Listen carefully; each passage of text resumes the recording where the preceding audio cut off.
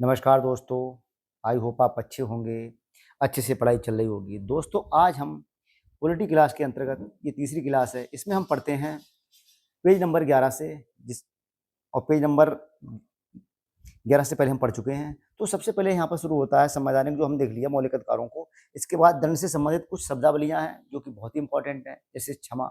पूर्णतः किसी भी चीज़ को यानी कि पूर्णतः कभी भी कोई अपराध हुआ है तो उसको क्षमा का मतलब है उसको माफ़ कर देना। फिर हम देखते हैं लघुकरण। लघुकरण जैसा कि ये परीक्षा में आता है तो वहाँ हम गलती कर देते हैं क्योंकि हम सोचते हैं लघुकरण का मतलब है किसी सज़ा को कम करना है। यहाँ पर सज़ा को कम करना नहीं है, सज़ा की प्रकृति को चेंज करना, जैसे फांसी की सज़ा को कठोर कारावास में बदलना। परिहार का मतलब होता है, परिहार जो अंग्रेजी में से बोलते हैं रेमिशन, सज़ा की अवधि को बदलना, जैसे 2 साल के कठोर कारावास को 1 साल के कठोर कारावास में परिवर्तन करना। विराम, विराम का मतलब है रेस्पाइट, उसको अंग्रेजी में बोलते हैं। विशेष परिस्थितियों की वजह से सज़ा को कम करना, जैसे शारीरिक अपंगता है या महिलाओं की गर्भावस्था है, तो उसको देखते हुए सज़ा को मतलब विशेष परिस्थितियों में कम कर देना। अब प्रलंबन, प्रलंबन को कहते हैं इंग्लिश में रेप्राइड, किसी भी दंड को कुछ समय के लिए टालना, जैसे फांसी की प्रक्रिया है तो उसको कुछ समय के लिए टालना, जैसे बच्चे का जन्म होने वाला है या कुछ कोई और विशेष परिस्थिति है तो इसको प्रलंबन में आता है। अब हम देखते हैं कि ये जो मौलिक अधिकार में संशोधन किए गए हैं, ये दोस्तों बहुत ही इंपॉर्टेंट हैं कि मौलिक अधिकारों में समय समय पर संशोधन किए गए हैं, यहाँ से क्वेश्चन आता ही आता है। तो इसमें पहला देखते हैं कि गोलकनाथ बनाम पंजाब राज्य 1967 में आया था। निर्णय से पूर्व दिए गए निर्णयों में ये निर्धारित किया गया कि संविधान के किसी भी भाग में संशोधन किया जा सकता है, जिसमें अनुच्छेद 368 एवं मूल अधिकार को शामिल किया गया था। ये अनुच्छेद 368 के अंतर्गत एवं मूल अधिकारों को शामिल कर लिया गया था। तो ये पहला आया था, सीधे-सीधे पूछा जाता है दोस्तों, इस क्वेश्चन को लगवाया जाता है मैच करने के लिए। फिर या फिर इसका क्रम लगवाने के लिए कौन-सा पहले आया, फिर इसके बाद कौन-सा आया, फिर इसके बाद कौन-सा आया, फिर इसके बाद कौन-सा आया। फिर आया था सर्वोच्च न्यायालय ने गोलकनाथ बनाम पंजाब राज्य के बारे में दूसरा मतलब आदेश उसी समय 1967 में यानी कि 1967 में निर्णय में ये कहा कि अनुच्छेद 368 में निर्धारित प्रक्रिया के माध्यम से मूल अधिकारों पर संशोधन नहीं किया जा सकता है, यानी कि उन पर रोक लगा दी है, अर्थात संसद मूल अधिकारों पर संशोधन नहीं कर सकती अनुच्छेद 368 के अंतर्गत। यानी कि जो पहला आया था गोलकनाथ बाद में उसमें कहा गया कि 368 से संशोधन किया जा सकता है मूल अधिकारों में, मगर उसी समय तुरंत जो दूसरा आया था गोलकनाथ सर्वोच्च न्यायालय गोरखनाथ बनाम पंजाब में, तो इसमें दूसरे वाले ने कह दिया कि नहीं, ऐसा नहीं हो सकता है क्योंकि संसद को ये अधिकार नहीं है कि 368 के अंतर्गत अनुच्छेद 368 के अंतर्गत मतलब संशोधन किया जा सके। फिर दोस्तों आया 24वां संविधान संशोधन 1971 में। ये 24वां संविधान संशोधन था। इसमें कहा गया कि अनुच्छेद 13 और अनुच्छेद 368 में संशोधन किया गया, इसमें दोनों में संशोधन किया गया था 1971 में, और ये निर्धारित कर दिया गया कि अनुच्छेद 368 में दी गई प्रक्रिया के द्वारा मूल अधिकारों में संशोधन किया जा सकता है। फिर इसमें संशोधन की बात आई कि हाँ किया जा सकता है। अब इन्होंने अनुच्छेद 13 और अनुच्छेद 368 में संशोधन किया था, तब इन्होंने इस चीज़ को लेके आए थे। फिर चौथा आदेश आया है केशवानंद भारती बनाम केरल राज्य में। इसमें निर्णय दिया सुप्रीम कोर्ट ने कि संशोधन को विधि मान्यता प्रदान की गई है, अर्थात गोलकनाथ बनाम पंजाब राज्य के निर्णय को निरस्त कर दिया गया। जो गोलकनाथ के बाद में आया था उसको क्या कर दिया गया और मतलब उसको लैप्स कर दिया गया। अब 42वें संविधान संशोधन जब आया था 1976 में, इसमें कहा गया है कि अनुच्छेद 368 में खंड 4 और 5 जोड़ दिए गए और ये व्यवस्था की गई कि इस प्रकार किए गए संशोधन को किसी न्यायालय में प्रसंगत नहीं किया जा सकता है, यानी कि यहाँ पर उसका रिव्यू नहीं होगा सुप्रीम कोर्ट में। 24वां संविधान संशोधन ये कहता है 1976 में। फिर इसके बाद दोस्तों आता है मिनर्वा मिल बनाम भारत संघ, 1980 में आया था। इसके निर्णय के द्वारा ये निर्धारित किया गया कि संविधान के आधारभूत लक्षणों की रक्षा करने के लिए अधिकार न्यायालय को है कि न्यायालय संविधान का अभिभावक है और न्यायालय इस आधार पर किसी भी संशोधन को पुनरावलोकन कर सकता है। तो ये मिनर्वा मिल्स के बारे में उसने जो आदेश आया था इसमें ये बात कही गई कि उसका किसी भी मतलब उसमें रिव्यू कर सकता है। इसके द्वारा 42वें संविधान संशोधन द्वारा की गई व्यवस्थाओं को समाप्त कर दिया गया, यानी कि 42 को हटा दिया गया। उसकी जो उसमें चीज़ें शामिल करी गई थी 3 मतलब 4 और 5 उसको वहाँ से हटा दिया गया। अब केवल क्वेश्चन ये आता है कि केवल नागरिकों को मूल अधिकार प्राप्त हैं मगर विदेशियों को प्राप्त नहीं है। नागरिक का मतलब है कि भारत के अंदर रहने वाले निवासी जो भारत के नागरिक हैं उनके लिए अधिकार कौन से मूल अधिकार हैं जो उनके लिए प्राप्त हैं। तो आपको ध्यान रखना है कि 15, 16, 19, 29, 30 इस संख्या को रट लो, ये हर बार आती है, बहुत पूछा जाता है। 15 कहता है धर्म, मूल वंश, जाति, लिंग और जन्म स्थान के आधार पर विभेद नहीं किया जा सकता है। तो यानी कि यहाँ पर किसी के साथ विभेद नहीं करा जाएगा धर्म मूल वंश के। फिर 16 कहता है कि लोक नियोजन के विषय में अवसर की समानता, यानी सबको समान अवसर मिलेंगे, ठीक है। और अनुच्छेद 29 ये सब भारतीयों के लिए हैं और किसी के लिए नहीं है। विचार, अभिव्यक्ति, शांतिपूर्ण सम्मेलन, निर्बाध विचरण एवं निवास एवं संघ करने की स्वतंत्रता ये मात्र भारतीयों को दिए गए हैं। अनुच्छेद 29 कहता है अल्पसंख्यकों को शिक्षा एवं संस्कृति संबंधी अधिकार। अनुच्छेद 30 कहता है अल्पसंख्यकों को अपने धर्म के प्रसार हेतु शिक्षण संस्थानों की स्थापना करने का भी अधिकार। नागरिकों के साथ विदेशियों को प्राप्त मूल अधिकार, शत्रु देश को छोड़कर, जैसे पाकिस्तान है, इन देशों को छोड़कर हमारा 14, 20, 21 का, अनुच्छेद 22, अनुच्छेद 23, अनुच्छेद 24, अनुच्छेद 25, अनुच्छेद 26, अनुच्छेद 27, अनुच्छेद 28। मतलब आपको ध्यान देना है कि 15, 16, 19, 29, 30 को छोड़कर और जितने भी मौलिक अधिकार हैं वो सभी नागरिकों के साथ साथ मतलब विदेशियों को भी प्राप्त हैं दोस्तों। अब हम देखते हैं कि राज्य के नीति निर्देशक सिद्धांत ये बहुत ही आवश्यक होते हैं। किसी राज्य की जो नीतियाँ या योजनाएं बनती हैं उनमें इनका समावेश करना बहुत ही जरूरी है। इन्हीं से वहाँ की जो एक सिद्धांत होता है कि लोकतांत्रिक सिद्धांतों की स्थापना करने में और लोक कल्याण की भावना को अभिवृद्धि करने में नीति निर्देशक सिद्धांतों का बहुत बड़ा योगदान होता है।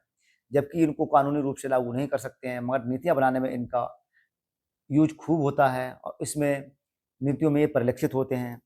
तो हमें ध्यान देना है कि राज्य के नीति निर्देशक सिद्धांत का वर्णन संविधान के भाग 4 में किया गया है, जो कि अनुच्छेद 36 से लेकर अनुच्छेद 51 तक इनका वर्णन है। इनकी प्रेरणा आयरलैंड के संविधान से हमें मिली है कि आयरलैंड के संविधान से हमने इनको लिया है।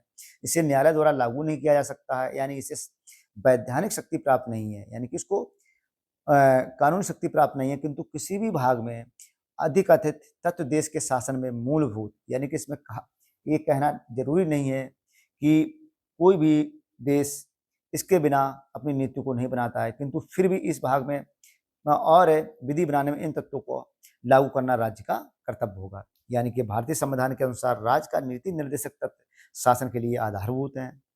अब हम देखते हैं इसमें नोट बाबा साहब भीमराव अम्बेडकर जी ने कहा था कि B.R. अम्बेडकर ने राज्य की नीति निर्देशक तत्वों को भारत के संविधान की अनूठी विशेषता कहा है।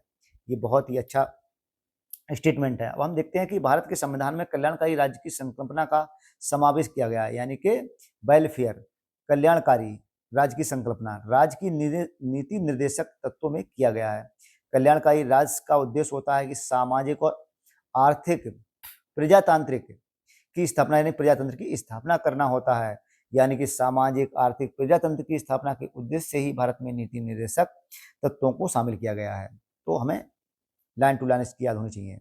अब नोट में कहा जाता है कि भारत सरकार अधिनियम 1935 में अंतर्निर्दिष्ट, यानी कि उसमें ये अंतर्निर्दिष्ट था, यानी कि उसमें पहले से ही स्थापित था, अनुदेश प्रपत्र को भारतीय संविधान में राज्य के नीति निर्देशक तत्वों के रूप में समाहिष्ट किया गया था। वहां पर नीति निर्देशक नाम नहीं था, उनको हमने अनुदेश प्रपत्र कहा था।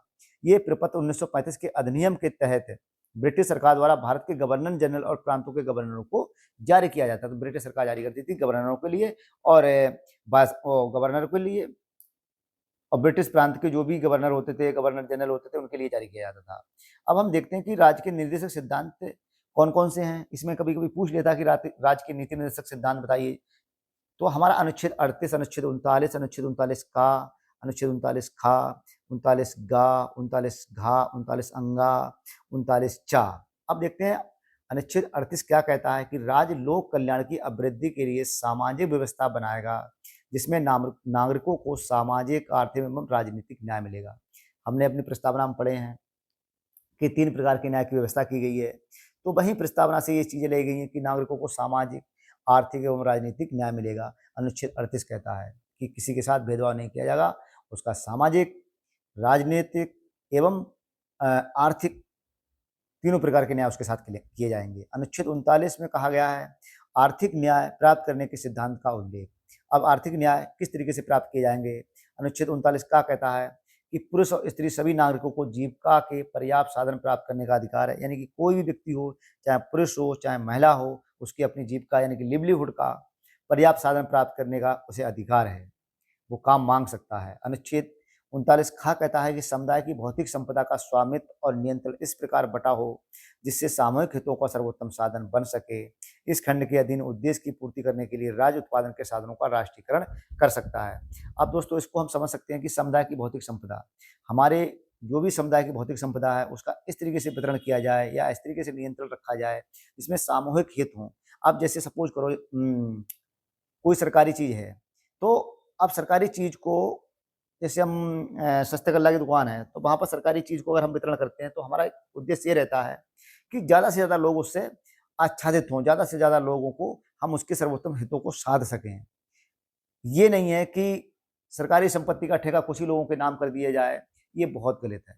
और कुछ लोग वंचित रह जाएँ या फिर किसी एरिया का कहते हैं इतना विकास हो जाए बहुत ही ज़्यादा और कुछ एरिया भारत का ऐसा हो जो बहुत ही पिछड़ जाए, तो ये सही नहीं है। यानी कि जो भी साधन है, जो भी हमारे चाहे प्राकृतिक साधन हो, चाहे प्राकृतिक संपदा हो, चाहे खनिज संसाधन हो, तो उनको पूरे देश में समान तरीके से उन चीज़ों को वितरण किया जाए, ये बात कही गई है।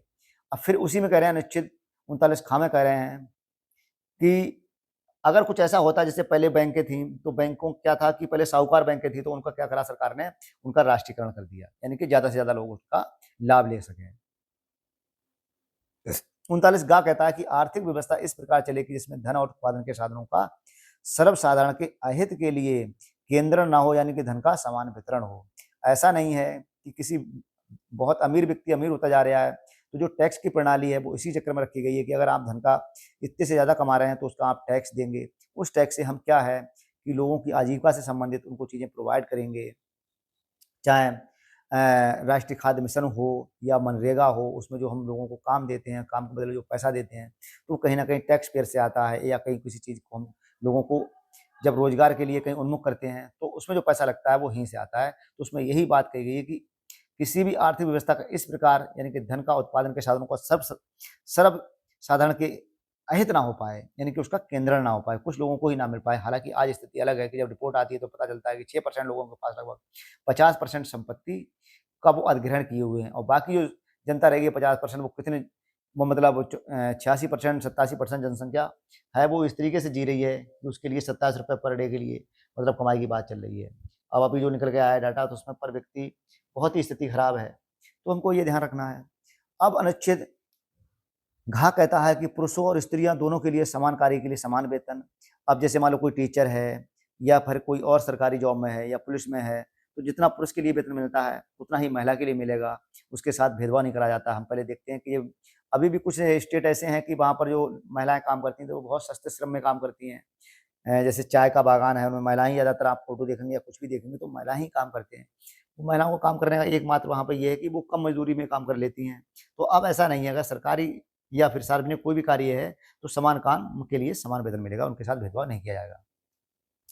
अनुच्छेद 39 अंगा कहता है कि कर्मकारों के स्वास्थ्य और शक्ति का तथा बालकों की सुकुमार अवस्था का दुरुपयोग ना हो। ये कह रहे हैं कि कर्मकार जो होते हैं तो उनके लिए ऐसी स्थितियाँ हम पैदा करें कि उनके स्वास्थ्य को ध्यान में रखा जाए। ये नहीं है कि वहाँ पर बहुत ही ज़्यादा स्थिति खराब हो कि उनके जीवन पर बनाया जैसे भट्टे पे काम है या फिर कोई फैक्ट्री है उसमें इस तरीके से डस्ट उड़ती है या फिर हम देखते हैं कि अ, जो हमारा गुजरात का एरिया है वहाँ पर लोग जब उसका सूती का काम करते हैं, सूती मिलों में काम करते हैं तो उसकी भनी जो अंदर जाती है तो लोगों को बहुत ज़्यादा फेफड़े की समस्या होती है। अवस्था तो इसमें यही बात कही गई है कि दुरुपयोग ना हो उनकी, उससे सुकुमार अवस्था है उसका, आर्थिक अब आवश्यकता में से विवश होकर नागरिकों को ऐसे रोजगार में ना पड़े जो कि उनकी आयु और शक्ति के अनुकूल ना हो। जैसे हम देखते हैं कि जब कोयला नीचे से निकाला जाता है तो वहाँ नीचे ऐसी स्थिति होती है कि वहाँ साँस लेना मुश्किल होता है या फिर वहाँ कहीं दरक जाए, तो पानी भर जाता है तो बहुत लोगों की मृत्यु हो जाती है। तो हम इस तरह की स्थितियाँ पैदा ना करें, उनके लिए पूरे संसाधन दें और सुरक्षा भी प्रदान करें। अनुच्छेद क्या कहता है 39 क्या कहता है कि बालकों को स्वतंत्र गर्मामय वातावरण में स्वस्थ विकास के अवसर और सुविधाएँ दी जाएँ। बालकों व अल्पव्यय व्यक्तियों की शोषण से तथा नैतिक और आर्थिक परित्याग से रक्षा की जाए। तो इसमें कहा गया कि बालकों को यानी कि बालक जो होते हैं वो सब बालक के अभी तो अपना जीवन शुरू करते हैं तो उनके लिए सभी गर्मामय वातावरण का में स्वस्थ विकास के लिए अवसर सुविधाएँ मिलें और बालकों व अल्पव्यय व्यक्तियों को उनका शोषण ना हो और उनका नैतिक और आर्थिक परित्याग से रक्षा की जाए। यानी कि उनको इन चीज़ों से दूर रखा जाए, शोषण से दूर रखा जाए और इस हमें बड़ा ध्यान रखना चाहिए। वहीं पर खंड 42वें संविधान संशोधन द्वारा जोड़ा गया, उसमें कहा गया है कि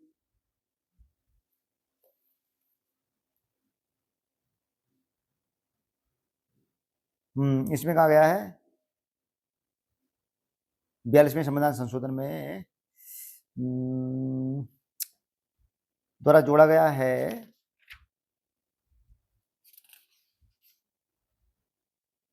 हाँ, ये इतना ही है, जोड़ा गया है बस। फिर हम देखते हैं अनुच्छेद 40। तो 40 को हम गांधीवादी वो मतलब यहाँ ये नीति निर्देशित, ये हम 40 को देखते हैं। तो ये अनुच्छेद 40 जो है ये ग्राम पंचायतों के गठन की बात करता है कि ग्राम पंचायतों का गठन कैसे होगा, उसमें महिला सदस्य कितनी होंगी, पुरुष सदस्य कितने होंगे, कितने लोगों को मिला के ग्राम पंचायत बनेगी, ग्राम पंचायत संबंधित कितने विषय हैं हम लोग पीछे पढ़ चुके हैं कि 29 इसके अंदर 29 विषय हैं। और ये 73वें संविधान संशोधन 1993 में आया था। ये बहुत ही इंपॉर्टेंट है दोस्तों। अनुच्छेद 41 कुछ दशाओं में काम, शिक्षा और लोक सहायता पाने का अधिकार।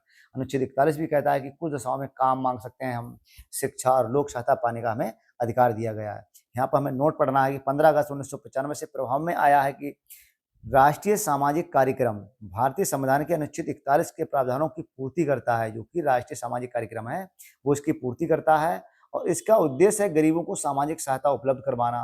और गरीबों को जो सामाजिक सहायता उपलब्ध करवाई जा रही है तो देखो 5 योजनाएं हैं जो बहुत ही इंपॉर्टेंट है, जिसमें इंदिरा गांधी राष्ट्रीय वृद्धावस्था पेंशन। राष्ट्रीय वृद्धावस्था का मतलब है कि 60 वर्ष की आयु जिन महिलाओं को या पुरुषों की हो गई है तो उनको वृद्धावस्था पेंशन मिलेगी। इंदिरा गांधी राष्ट्रीय विधवा पेंशन, उन्होंने कहा है कि जो महिलाएं विधवा हो गई हैं उनको पेंशन योजना का लाभ दिया जाएगा। और इंदिरा गांधी राष्ट्रीय विकलांगता पेंशन योजना, जैसे कोई व्यक्ति विकलांग हो गया है तो उसको भी पेंशन का अधिकार है। और राष्ट्रीय परिवार लाभ योजना, इसमें राष्ट्रीय परिवार लाभ योजना भी चलाई गई है। और अन्नपूर्णा योजना। अब दोस्तों में ध्यान रखना है कि 5 योजनाएं हैं, ये किसके अंतर्गत चलाई गई हैं? ये राष्ट्रीय सामाजिक कार्यक्रम का इनका एक ही उद्देश्य है कि अनुच्छेद 41 की भरपाई करना। अब हम देखते हैं अनुच्छेद 42 काम की न्याय संगत और मानवोचित दशाओं का तथा प्रसूति सहायता को उपलब्ध करवाना। दोस्तों ये बहुत ही इंपॉर्टेंट अनुच्छेद है कि काम की न्याय संगत, यानी कि न्याय संगत का मतलब ये है कि व्यक्ति को उसके साथ न्याय किया जाए। न्याय का मतलब उसको अधिकार दिए जाएं। ऐसा नहीं है कि उसको बोलने का भी अधिकार ना हो और हम उसका शोषण कर रहे हैं तो वो हमसे मतलब शिकायत भी ना कर पाए। मानवोचित दशाएं, और दशाएं ऐसी हों कि यह नहीं वो घुट रहा हो वहां पर।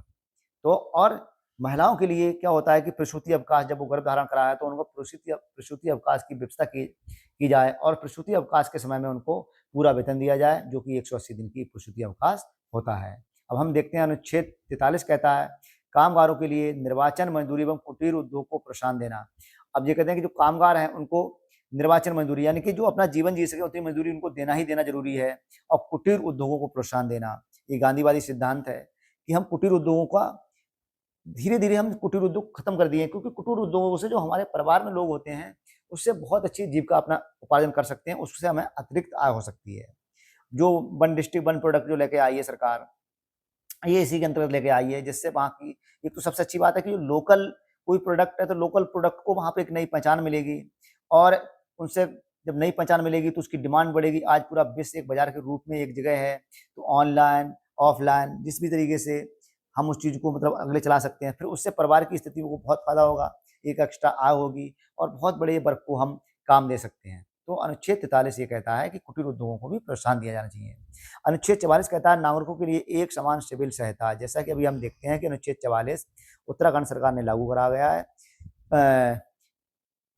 यूसीसी यानी यूनिफाइड सिविल कोड यह है कि इसमें सबके लिए समान मतलब वो सिविल सहायता होगी। हिंदू हो मुस्लिम हो, ऐसा नहीं है कि आप कहीं की शादी कर सकते हो। और मुझे समझ में नहीं आता है कि ये आमिर खान जैसा व्यक्ति है, इसने मतलब वो अभी तीसरी शादी करी है और 60 साल की उम्र का आसपास व्यक्ति है। इस पे लागू होता नहीं होता है पता नहीं।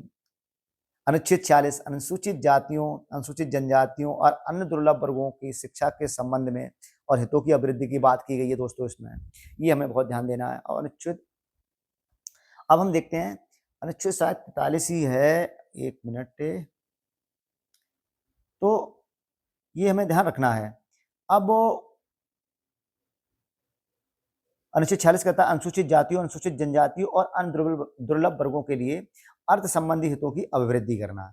इसमें इस बात को कहा गया कि जो अनुसूचित जातियां हैं, अनुसूचित जनजातियां, ये बहुत समान धारा से बहुत पीछे रह गई हैं। इनमें भी बहुत दुर्लभ वर्ग है कुछ ऐसा, उनको शिक्षा है और अर्थ मतलब है उनको धन से संबंधी कुछ अगर हितों की अभिवृद्धि की जाए तो उसकी भी बात करी गई है दोस्तों, ये अंडरस्टूड है। अनुच्छेद 47 कहता है कि पोषाहार स्तर, जो आंगनबाड़ी केंद्र आजकल इस चीज की भरपाई कर रहे हैं, तो इसमें पोषाहार स्तर जीवन स्तर को ऊंचा करने तथा लोक स्वास्थ्य का सुधार करने के राज्य का कर्तव्य है। इसमें हम देखते हैं कि आशा कार्यकर्त्री हैं वो समय समय पर महिलाओं को जागरूक करती हैं। फोलिक एसिड की दवाइयाँ हैं, उनको मतलब एक पंजीरी जैसा पोषाहार दिया जाता है कि जो बच्चे के गर्भावस्था के समय होता है। इसके बाद बच्चे के जन्म के बाद भी उन महिलाओं को कुछ ना कुछ दिया जाता है और कुछ धन भी दिया जाता है और उनकी डिलीवरी की जो व्यवस्था की जाती है दोस्तों, वो इस समय सीएससी और पीएचसी में कराई जाती है, उसके साथ कुछ पैसा मिलता है।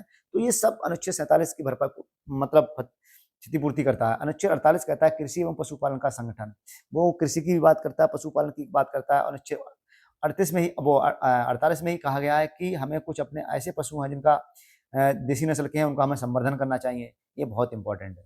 अनुच्छेद 48 क्या कहता है? पर्यावरण का संरक्षण। ये बहुत ही ज्वलंत मुद्दा है, पर्यावरण संरक्षण और संवर्धन और वन एवं वन जीवों की रक्षा करना। यानी कि अब हम किसी भी जीव को मार नहीं सकते हैं, क्योंकि उस जीव को मारेंगे तो हमारे लिए एक सजा का प्रावधान है। तो इसलिए पर्यावरण का हमें संरक्षण करना ही करना है और उसका संवर्धन भी करना है, उसकी देखभाल भी करना है और वन एवं वन जीवों की सुरक्षा करनी है। अब इसमें शिकार प्रतिबंधित कर दिया गया है।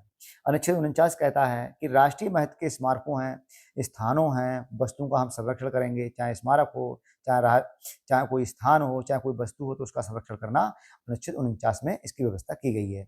अनुच्छेद 50 कहता है दोस्तों कार्यपालिका एवं न्यायपालिका का पृथक्करण, यानी कि कार्यपालिका न्यायपालिका में हस्तक्षेप नहीं करेगी और न्यायपालिका कार्यपालिका में हस्तक्षेप नहीं करेगी। हम देखते हैं कि भारत की जो 3 स्तंभ हैं वो कार्यपालिका, न्यायपालिका और व्यवस्थापिका है।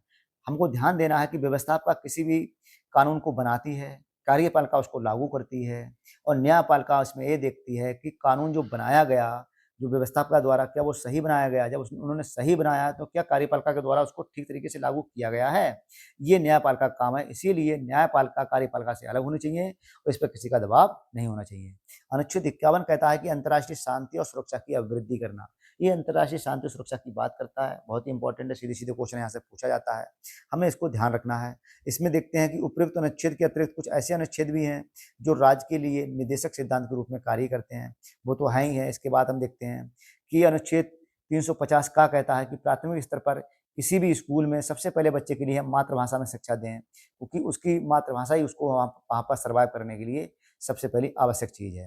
अनुच्छेद 351 कहता है कि हिंदी को प्रोत्साहन दें, यानी कि हिंदी हमारे पूरे देश की राष्ट्रीय भाषा है, तो उसको हम प्रोत्साहन दें। सबसे पहले हम प्राथमिक भाषा, फिर हम हिंदी की बात करते हैं और कोई एक भाषा, यानी कि त्रिभाषा सूत्र भारत में लागू होता है। तो इस तरीके की चीज़ें दोस्तों हमें ध्यान रखना है। नोट इसमें कहता है कि राज्य का निधि निर्देशक तत्व एक ऐसा चेक है जो कि बैंक की सुविधा अनुसार अदा किया जाएगा। ये कथन कहा केटी साहा ने। केटी साहा ने कहा कि राज्य अगर चाहें तो इनको लागू करे, राज्य चाहे तो लागू ना करे।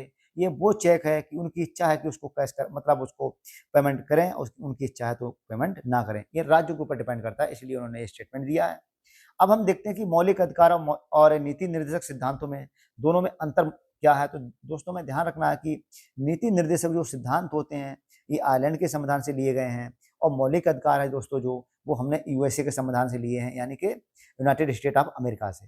इनका वर्णन संविधान के भाग 4 में किया गया है नीति निर्देशक सिद्धांत, और मौलिक जो अधिकार है उनका भाग 3 में इनका उल्लेख किया गया है। और नीति निर्देशक सिद्धांतों को न्यायालय द्वारा लागू नहीं किया जा सकता है, जबकि मौलिक अधिकारों को न्यायालय द्वारा लागू किया जा सकता है।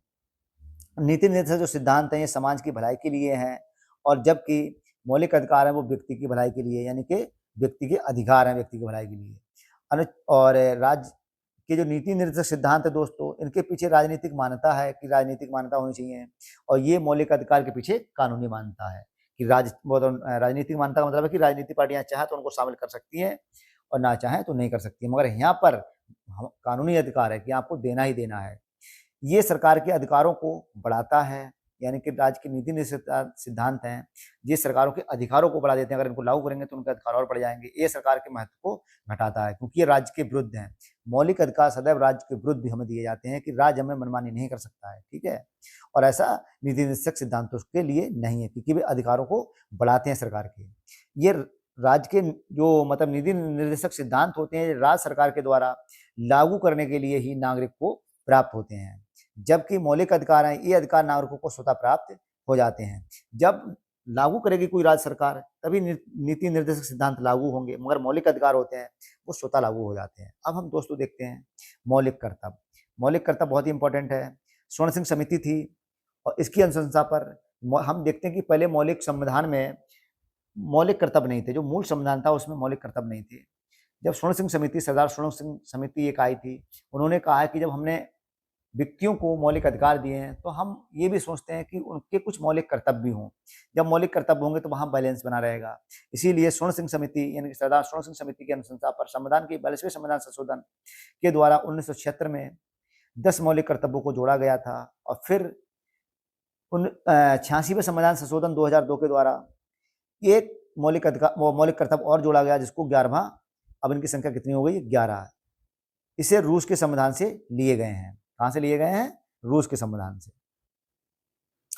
इसे भाग 4 का में रखा गया है और अनुच्छेद 51 का के अंतर्गत भाग 4 अनुच्छेद 51 का। अब दोस्तों में देखना है कि कौन से हमारे मौलिक कर्तव्य हैं। मौलिक कर्तव्यों की संख्या इसमें दोस्तों वर्तमान समय में 11 हैं। ये हमें याद होनी चाहिए। परीक्षा की दृष्टि से हमें ध्यान रखना है कि अगर हम शुरू के 3 याद कर लें और लास्ट के 2-3 याद कर लें तो हमारा भला हो जाएगा। मगर किसी भी व्यक्ति को हमारे जब देश के मौलिक कर्तव्य हैं तो हमें पता होना चाहिए। जब हम मौलिक अधिकार याद कर सकते हैं तो मौलिक कर्तव्य भी हमारे लिए बहुत जरूरी है। सबसे पहले ये कहते हैं नंबर 1 में कि प्रत्येक नागरिक का ये कर्तव्य होगा कि वे संविधान का पालन करे व उसके आदर्शों का, उनकी संस्थाओं का, राष्ट्रीय ध्वज का, राष्ट्रीय गान का उसे पालन करना चाहिए, नंबर 1 में। दूसरा मौलिक कर्तव्य कहता है कि स्वतंत्रता के लिए हमारे राष्ट्रीय आंदोलन को प्रेरित करने वाले उच्च आदर्शों को हृदय में सजो रखने का और उनका पालन करने का। जैसे 26 जनवरी होती है, हम 15 अगस्त मनाते हैं, तो जो हमारे आंदोलन है, राष्ट्रीय आंदोलन, इनको प्रेरित करने वाले हमारे उच्च आदर्शों को हम अपने हृदय में रखें और उनकी कभी भी कम ना होने दें। तीसरा कर्तव्य कहता है कि भारत की संप्रभुता, प्रभुसत्ता, एकता, अखंडता की रक्षा करें तथा उसे अक्षुण्ण बना रखें। यानी कि हमारे देश में विभाजन ना हो, संप्रभुता और प्रभुता हो, यानी कि हम आंतरिक और बाह्य रूप से पूरी तरीके से स्वतंत्र हैं, अखंडता बनाए रखें और उनको अक्षुण्ण बना रखें। फिर चौथा कहता है देश की रक्षा करें, यानी कि देश की हमें रक्षा करनी चाहिए। पांचवा कहता है कि भारत के सभी लोगों में समरसता और समान भ्रातृत्व की भावना का निर्माण हो, यानी कि सभी के साथ समरसता बनाए रखें। छठा कहता है कि हमारी सामाजिक संस्कृति और गौरवशाली परंपरा को महत्व समझें और उसका संरक्षण करें। जो हमारी अभी तक संस्कृति है उसको, जो कंटिन्यूस चलने वाली संस्कृति है उसको बनाए रखें, गौरवशाली परंपरा को और उसके महत्व को समझें तथा उसका संरक्षण करें। सातवां कहता है कि प्राकृतिक पर्यावरण की रक्षा करना बहुत ही इंपॉर्टेंट है दोस्तों। ये मौलिक अधिकारों में भी है और मौलिक कर्तव्यों में भी है। ये क्वेश्चन पूछा जाता है ऐसा कौन सा अधिकार है जो मौलिक कर्तव्य है और मौलिक अधिकार भी है, तो हमारा प्राकृतिक पर्यावरण की रक्षा करना और उनका संवर्धन करना।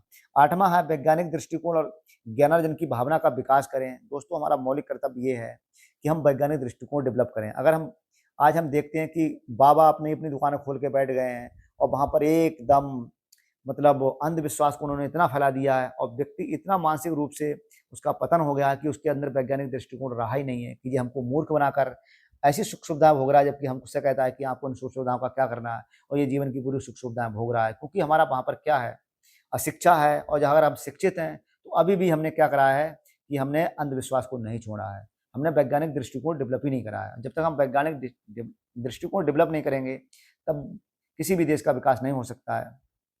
फिर 9वां कहता है कि सार्वजनिक संपत्ति को सुरक्षित रखें।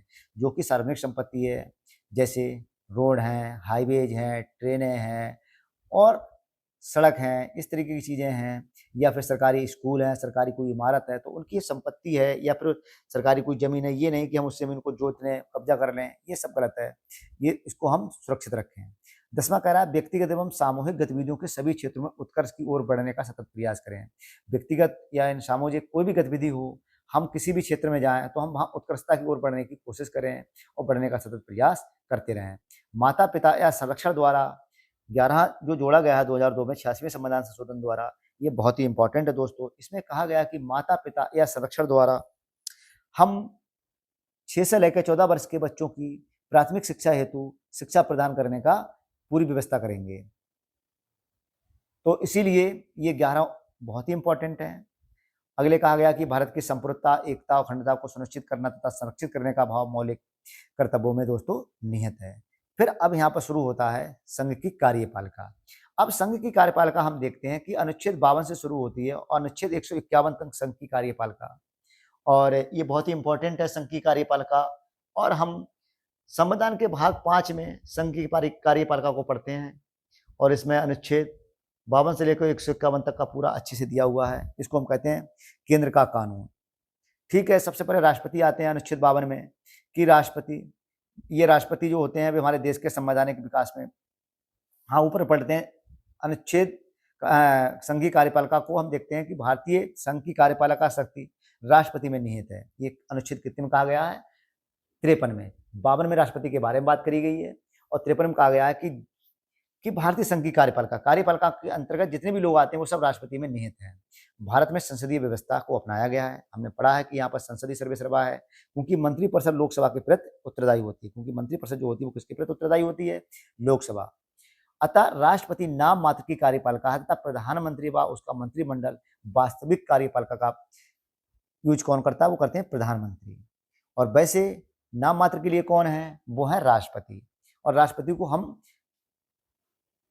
कार्यपालिका शक्ति का प्रधान कहेंगे, और जबकि वास्तविक रूप में उसका जो संचालन किया जाता है वो प्रधानमंत्री व उसकी मंत्रिमंडल के द्वारा किया जाता है। दोस्तों अब हम देखते हैं कि राष्ट्रपति अनुच्छेद 52 में कि राष्ट्रपति देश का संवैधानिक प्रधान होता है। ठीक है, राष्ट्रपति भारत का प्रथम नागरिक कहलाता है, बिल्कुल सही है। अब राष्ट्रपति बनने के लिए कौन कौन सी योग्यताएं होनी चाहिए, इसका यहाँ पर जिक्र करा गया है। संविधान के अनुच्छेद 58 के अनुसार कोई भी व्यक्ति राष्ट्रपति होने योग्य तब होगा जब वह कुछ शर्तें पूरा करा जाएगा, उसके द्वारा कुछ शर्तें पूरी करी जाएंगी, जो 4 हैं। सबसे पहले वह भारत का नागरिक हो, 1। 2 में कहा गया कि उसकी आयु 35 वर्ष पूरी हो चुकी हो, 2।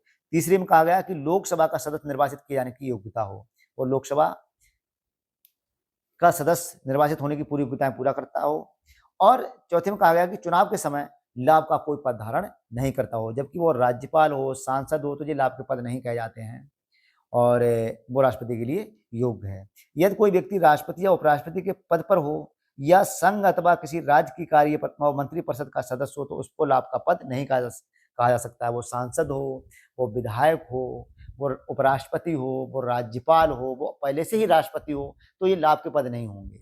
बहुत अजीब है।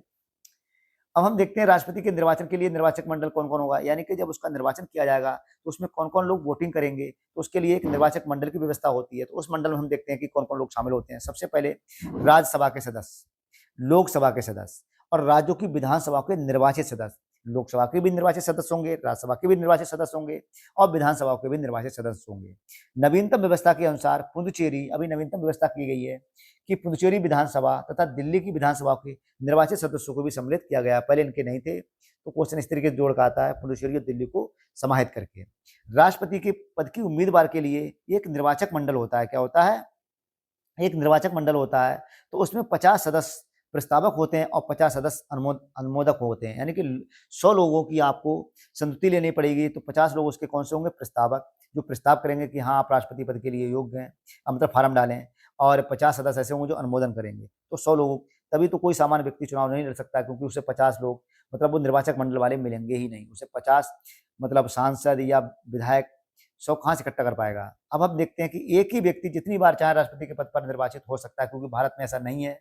जबकि अमेरिका में ये कहा गया है कि एक राष्ट्रपति सिर्फ 8 साल कार्य करेगा। अगर कोई व्यक्ति वहां पर कोई उपराष्ट्रपति है अमेरिका में और वो राष्ट्रपति के रूप में 2 साल कार्य कर चुका है, जैसे राष्ट्रपति की मृत्यु हो जाए या अस्वस्थता के कारण कैसे भी उसका पद रिक्त हो जाए, तो जो उपराष्ट्रपति होता है तो वहां पर राष्ट्रपति बन जाता है अमेरिका में। तो अब वो राष्ट्रपति के रूप में अगर उसने 3 साल काम करा और दोबारा फिर राष्ट्रपति के लिए जब उसने चुनाव लड़ा, तो अब यहाँ पर 3 साल उसके काउंट हो जाएंगे, क्योंकि वो अधिकतम 8 साल ही वहां शासन कर सकता है। तो ये इसमें कहा गया है। दोस्तों हमारे यहाँ क्या है कि कोई भी राष्ट्रपति वहां पर सिर्फ 2 बार ही चुनाव लड़ सकता है। कोई भी राष्ट्रपति कितनी भी चाहे तो यहाँ पर चुनाव लड़ सकता है, यहाँ पर ऐसा कुछ भी नहीं है। अब हम देखते हैं कि राष्ट्रपति का जो निर्वाचक मंडल होता है उसमें समानुपातिक प्रतिनिधित्व प्रणाली के तीसरे स्वरूप एकल संक्रमणीय मत पद्धति। अब सीधे सीधे हेडिंग आती है कि उसका जो निर्वाचक मंडल में उसका निर्वाचन कैसे होता है। तो आपको ध्यान रखना है कि उसमें एक लाइन दी होगी, एकल संक्रमणीय मत पद्धति के द्वारा उसका चयन होता है, यानी कि समानुपातिक प्रतिनिधित्व प्रणाली के द्वारा एकल संक्रमणीय मत पद्धति से उसका चयन होता है। अब राष्ट्रपति के निर्वाचन से संबंधित अगर कोई विवाद आ रहा है तो उसका निपटारा सुप्रीम कोर्ट में होगा, उसको किसी भी न्यायालय में उसको चुनौती नहीं दी जा सकती है। निर्वाचक अवैध घोषित होने पर उसके द्वारा किए गए कार्य अवैध नहीं होंगे। अगर कोई राष्ट्रपति का चयन हो गया है, अब उसने 6 महीने काम करा, तो उसके द्वारा जो भी कानून उसमें अस्तित्व में आया। अब वो राष्ट्रपति किसी प्रकार से वो मतलब उसको अवैध घोषित कर दिया है कि उसका जो चयन है वो अवैध हो गया है, या कहीं ना कहीं मतलब उसको हटा दिया गया, तो उसके द्वारा जो भी कार्य किए गए हैं तो दोस्तों वो नहीं हटाए जाएंगे। ये पिछली बार क्वेश्चन पूछा गया है कि उसके द्वारा जो भी कार्य किया गया है वो मान्य होगा। ये बहुत ही इंपॉर्टेंट है। फिर हम देखते हैं कि समानुपातिक प्रतिनिधित्व होता क्या है। अब हम देखते हैं, इसमें हमें ध्यान रखना है कि समानुपातिक प्रतिनिधित्व ये एक चुनाव की प्रणाली है। कैसी है ये? एक चुनाव प्रणाली में किसी पार्टी को उतनी ही प्रतिशत सीटें मिलती हैं जितने प्रतिशत उसे वोट मिलते हैं। यानी कि मतगणना के बाद प्रत्येक पार्टी को संसद में उसी अनुपात में सीटें दी जाती हैं जिस अनुपात में उसे वोटों में हिस्सा मिलता है। ठीक है। प्रत्येक पार्टी चुनावों से पहले अपने प्रत्याशियों की एक प्राथमिक सूची तैयार करती है और उतने ही प्रत्याशियों को उस प्राथमिकता सूची में चुन लेती है जितनी सीटों का कोटा उसे दिया गया है। चुनावों की इस व्यवस्था को, यानी कि जैसा जो इस पार्टी के पास जितने लोग होंगे तो वे समानुपातिक, यानी कि समान, उनका अनुपातिक प्रतिनिधित्व प्रणाली कही जाएगी। समानुपातिक प्रतिनिधित्व के दो प्रकार होते हैं। कुछ देशों में जैसे इजराइल या नीदरलैंड में पूरे देश को एक निर्वाचन क्षेत्र मान लिया जाता है और प्रत्येक पार्टी को राष्ट्रीय चुनावों में प्राप्त वोटों के अनुपात में सीटें दे दी जाती हैं। जबकि दूसरा तरीका है अर्जेंटीना और पुर्तगाल का। तो हम देखते हैं वहां को देखने को मिलता है कि जहां पूरे देश को एक बहुत सदस्यीय निर्वाचक क्षेत्रों में बांट दिया जाता है, यानी कि निर्वाचक मंडल बना दिए जाते हैं अलग अलग, और प्रत्येक पार्टी में प्रत्येक निर्वाचन क्षेत्र के लिए अपने प्रत्याशियों की एक सूची जारी की जाती है। जो निर्वाचक क्षेत्र है उसके लिए सूची जारी की जाती है जिसमें जितने ही नाम आते हैं उतने ही प्रत्याशियों को उस निर्वाचन क्षेत्र से चुन लिया जाता है। इन दोनों ही रूपों में मतदाता राजनीतिक दलों को वोट देते हैं, ना कि उनके प्रत्याशियों को। वो राजनीतिक दलों को वोट देते हैं, उनके प्रत्याशियों को वोट नहीं देते हैं। एक पार्टी को किसी भी निर्वाचक क्षेत्र में जितने मत प्राप्त होते हैं उसी आधार पर उस निर्वाचक क्षेत्र को सीटें दे दी जाती हैं। बिल्कुल ठीक है। अतः किसी भी निर्वाचक क्षेत्र में प्रतिनिधि वास्तव में राजनीतिक दलों के प्रतिनिधि होते हैं। यानी कि अब इसको ध्यान रखना है कि किसी भी निर्वाचक क्षेत्र के जो प्रतिनिधि होंगे वास्तव में राजनीतिक दलों के प्रतिनिधि होंगे, क्योंकि वो वोटिंग से जीत के आए हैं। तो हमको ध्यान रखना है। अब भारत में हमने जो समानुपातिक प्रतिनिधित्व प्रणाली अपनाई है को केवल अप्रत्यक्ष चुनाव के लिए ही सीमित रूप में अपनाया है। हमारा संवैधानिक राष्ट्रपति है, उपराष्ट्रपति है, राज्यसभा और विधान परिषदों के चुनावों के लिए समानुपातिक प्रतिनिधित्व प्रणाली को एक तीसरा और जटिल स्वरूप है जिसे एकल संक्रमणीय मत प्रणाली कहा अपनाया है। यानी कि हमने कैसी अपनाई है? एकल संक्रमणीय मत प्रणाली। क्योंकि सीधी सीधी बात है कि राष्ट्रपति का चयन होता है, उपराष्ट्रपति का चयन होता है, तो हम उनको वोट नहीं करते हैं। यानी कि हमारे प्रतिनिधि जो लोकसभा में होते हैं, इवन विधानसभा के लोग होते हैं, और विधानसभा राज्यसभा के सदस्यों का चयन करती हैं और विधानसभा का चयन जनता के द्वारा किया जाता है। तो जनता ही अंतिम रूप में इनको चुनती है, मतलब वो इनडायरेक्ट वे में होता है। बस इतना ध्यान रखना है हमें। राष्ट्रपति अपने पद ग्रहण की तिथि से 5 वर्ष की अवधि तक अपना पद धारण करेगा और अपने पद की समाप्ति के बाद भी वे पद पर तब तक बना रहेगा जब तक कि उसका उत्तराधिकारी यानी कि नए राष्ट्रपति का चयन नहीं हो जाता है। अनुच्छेद 56 इसकी बात करता है। अब हम देखते हैं कि पद धारण करने से पूर्व राष्ट्रपति को एक निर्धारित प्रपत्र पर भारत के मुख्य न्यायाधीश अथवा उसकी अनुपस्थिति में उच्चतम न्यायालय के वरिष्ठ न्यायाधीश के सम्मुख शपथ लेनी पड़ती है। और राष्ट्रपति जो शपथ लेगा वो चीफ जस्टिस ऑफ इंडिया के सामने लेगा। अगर चीफ जस्टिस ऑफ इंडिया नहीं है तो उसमें भी जो भी सबसे सीनियर मोस्ट सुप्रीम कोर्ट का जज होगा उसके सामने वो शपथ लेंगे। अब हम देखते हैं कि अनुच्छेद 77A के अनुसार इसमें कहा गया है कि भारत सरकार की समस्त कार्यपालिका कार्यवाही राष्ट्रपति के नाम से हुई कही जाएंगी। यानी कि जो भी कार्यपालिका काम करेगी वो राष्ट्रपति की ही सहमति पर होगी, राष्ट्रपति के नाम पर ही की जाएगी। अनुच्छेद 73(3) के अनुसार राष्ट्रपति भारत सरकार का कार्य अधिक सुविधापूर्वक किए जाने के लिए मंत्रियों में उक्त कार्य के आवंटन के नियम बना दिए हैं। अब मंत्रिपरिषद का जो चयन होता है तो मंत्रिपरिषद का यूज हम देखते हैं कि प्रधानमंत्री करते हैं।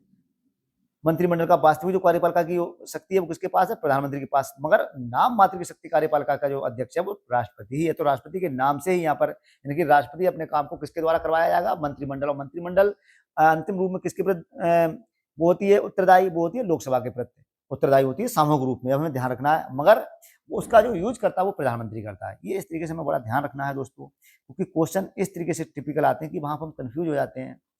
अब हम देखते हैं कि भारत के राष्ट्रपति, यानी कि भारत के राष्ट्रपति कौन कौन रहे हैं, ये बहुत ही इंपॉर्टेंट है। एक बार यहाँ का क्वेश्चन आया था तो इसका एक तो हमें क्रम याद होना चाहिए कि 15 राष्ट्रपति चुने जा चुके हैं। द्रौपदी मुर्मू है इसमें भारत की प्रधानमंत्री। अब एक बार पूछा गया एपीजे अब्दुल कलाम से संबंधित क्वेश्चन आया था कि ये कौन से नंबर के राष्ट्रपति थे। ध्यान ये रखना है हमें कि कुछ राष्ट्रपति ऐसे हैं जो कार्यवाहक राष्ट्रपति रहते। अब वो उनको काउंट किया जाएगा या नहीं किया जाएगा, ये बड़ा विषय आता है, मगर हमें ध्यान नहीं रखना है कि यहाँ पर कार्यवाहक को नहीं गिनना है। तो हमें ध्यान देना, सबसे पहले हमारे राष्ट्रपति थे डॉक्टर राजेंद्र प्रसाद जी, फिर डॉक्टर राधाकृष्णन, डॉक्टर जाकिर हुसैन। अगर हम 3 शुरू की याद कर लेंगे, और फिर बीबी गिरी जो लेबर पार्टी के अध्यक्ष थे, बहुत ही विशेष व्यक्ति, इन्होंने बहुत लेबर के लिए काम करा है। तो यहाँ पर डॉक्टर राजेंद्र प्रसाद, ये तो 2 लोगों नाम याद ही रहेंगे, एस राधाकृष्णन, ये उपराष्ट्रपति भी रहे थे, डॉक्टर जाकिर हुसैन, डॉक्टर बीबी गिरी, फखरुद्दीन अली अहमद, और फिर नीलम संजीव रेड्डी। नीलम संजीव रेड्डी एक ऐसे व्यक्ति थे जो निर्विरोध जिनका चयन हुआ था, ये भी हमें ध्यान रखना, पहली बार में ही हार गए थे और सबसे साथ कम उम्र के थे ये। फिर Giani Zail Singh, R Venkataraman, doctor Shankar Dayal Sharma, K R Narayanan, doctor APJ Abdul Kalam, Pratibha Devi Singh Patil, doctor Pranab Mukherjee, Ramnath Kovind ji, Droupadi Murmu ji. अब एक क्वेश्चन दोस्तों और आता है कि जब 1975 में इमरजेंसी लगी थी तो उस समय भारत के राष्ट्रपति कौन थे? तो इस समय 1975 में आपको ध्यान रखना है कि फखरुद्दीन अली अहमद राष्ट्रपति, और जब इंदिरा गांधी की मृत्यु हुई तब राष्ट्रपति कौन थे? तो 1982 में ज्ञानी जैन सिंह थे जो कि सरदार थे, ये भी बहुत इंपॉर्टेंट है। 1975 में इमरजेंसी लगी थी तो उसमें आपको ध्यान देना है कि फखरुद्दीन अली अहमद। अब नीचे से क्रम पूछा जा सकता है कि लास्ट में, जैसे द्रौपदी मुर्मू, इनसे पहले कौन थे? तो रामनाथ कोविंद थे। इनसे पहले थे कौन थे? प्रणब मुखर्जी थे हमारे। इससे पहले कौन थी? प्रतिभा देवी सिंह पाटिल थी। एकमात्र ऐसी महिला है जो राष्ट्रपति बनी थी, प्रतिभा देवी सिंह पाटिल। इससे पहले कौन थे? डॉक्टर एपीजे अब्दुल कलाम, जिनको हम मिसाल मैन के नाम से जानते हैं। इससे पहले कौन थे? मतलब ये क्या नारायण थे, इनको दलित राष्ट्रपति के नाम से पुकारा जाता था, पहले दलित राष्ट्रपति। हमारे यहाँ ये देखो कि राष्ट्रपति बनने के बाद भी उसके नाम के साथ दलित लगाया जाता है, और जैसे रामनाथ कोविंद थे, इनके साथ भी लगाया जाता था कि दूसरे दलित राष्ट्रपति। बड़ी विडंबना है, क्योंकि राष्ट्रपति होने के बाद भी आपकी जाति नहीं बदलती है, तो ये तो बड़े शर्म की बात है।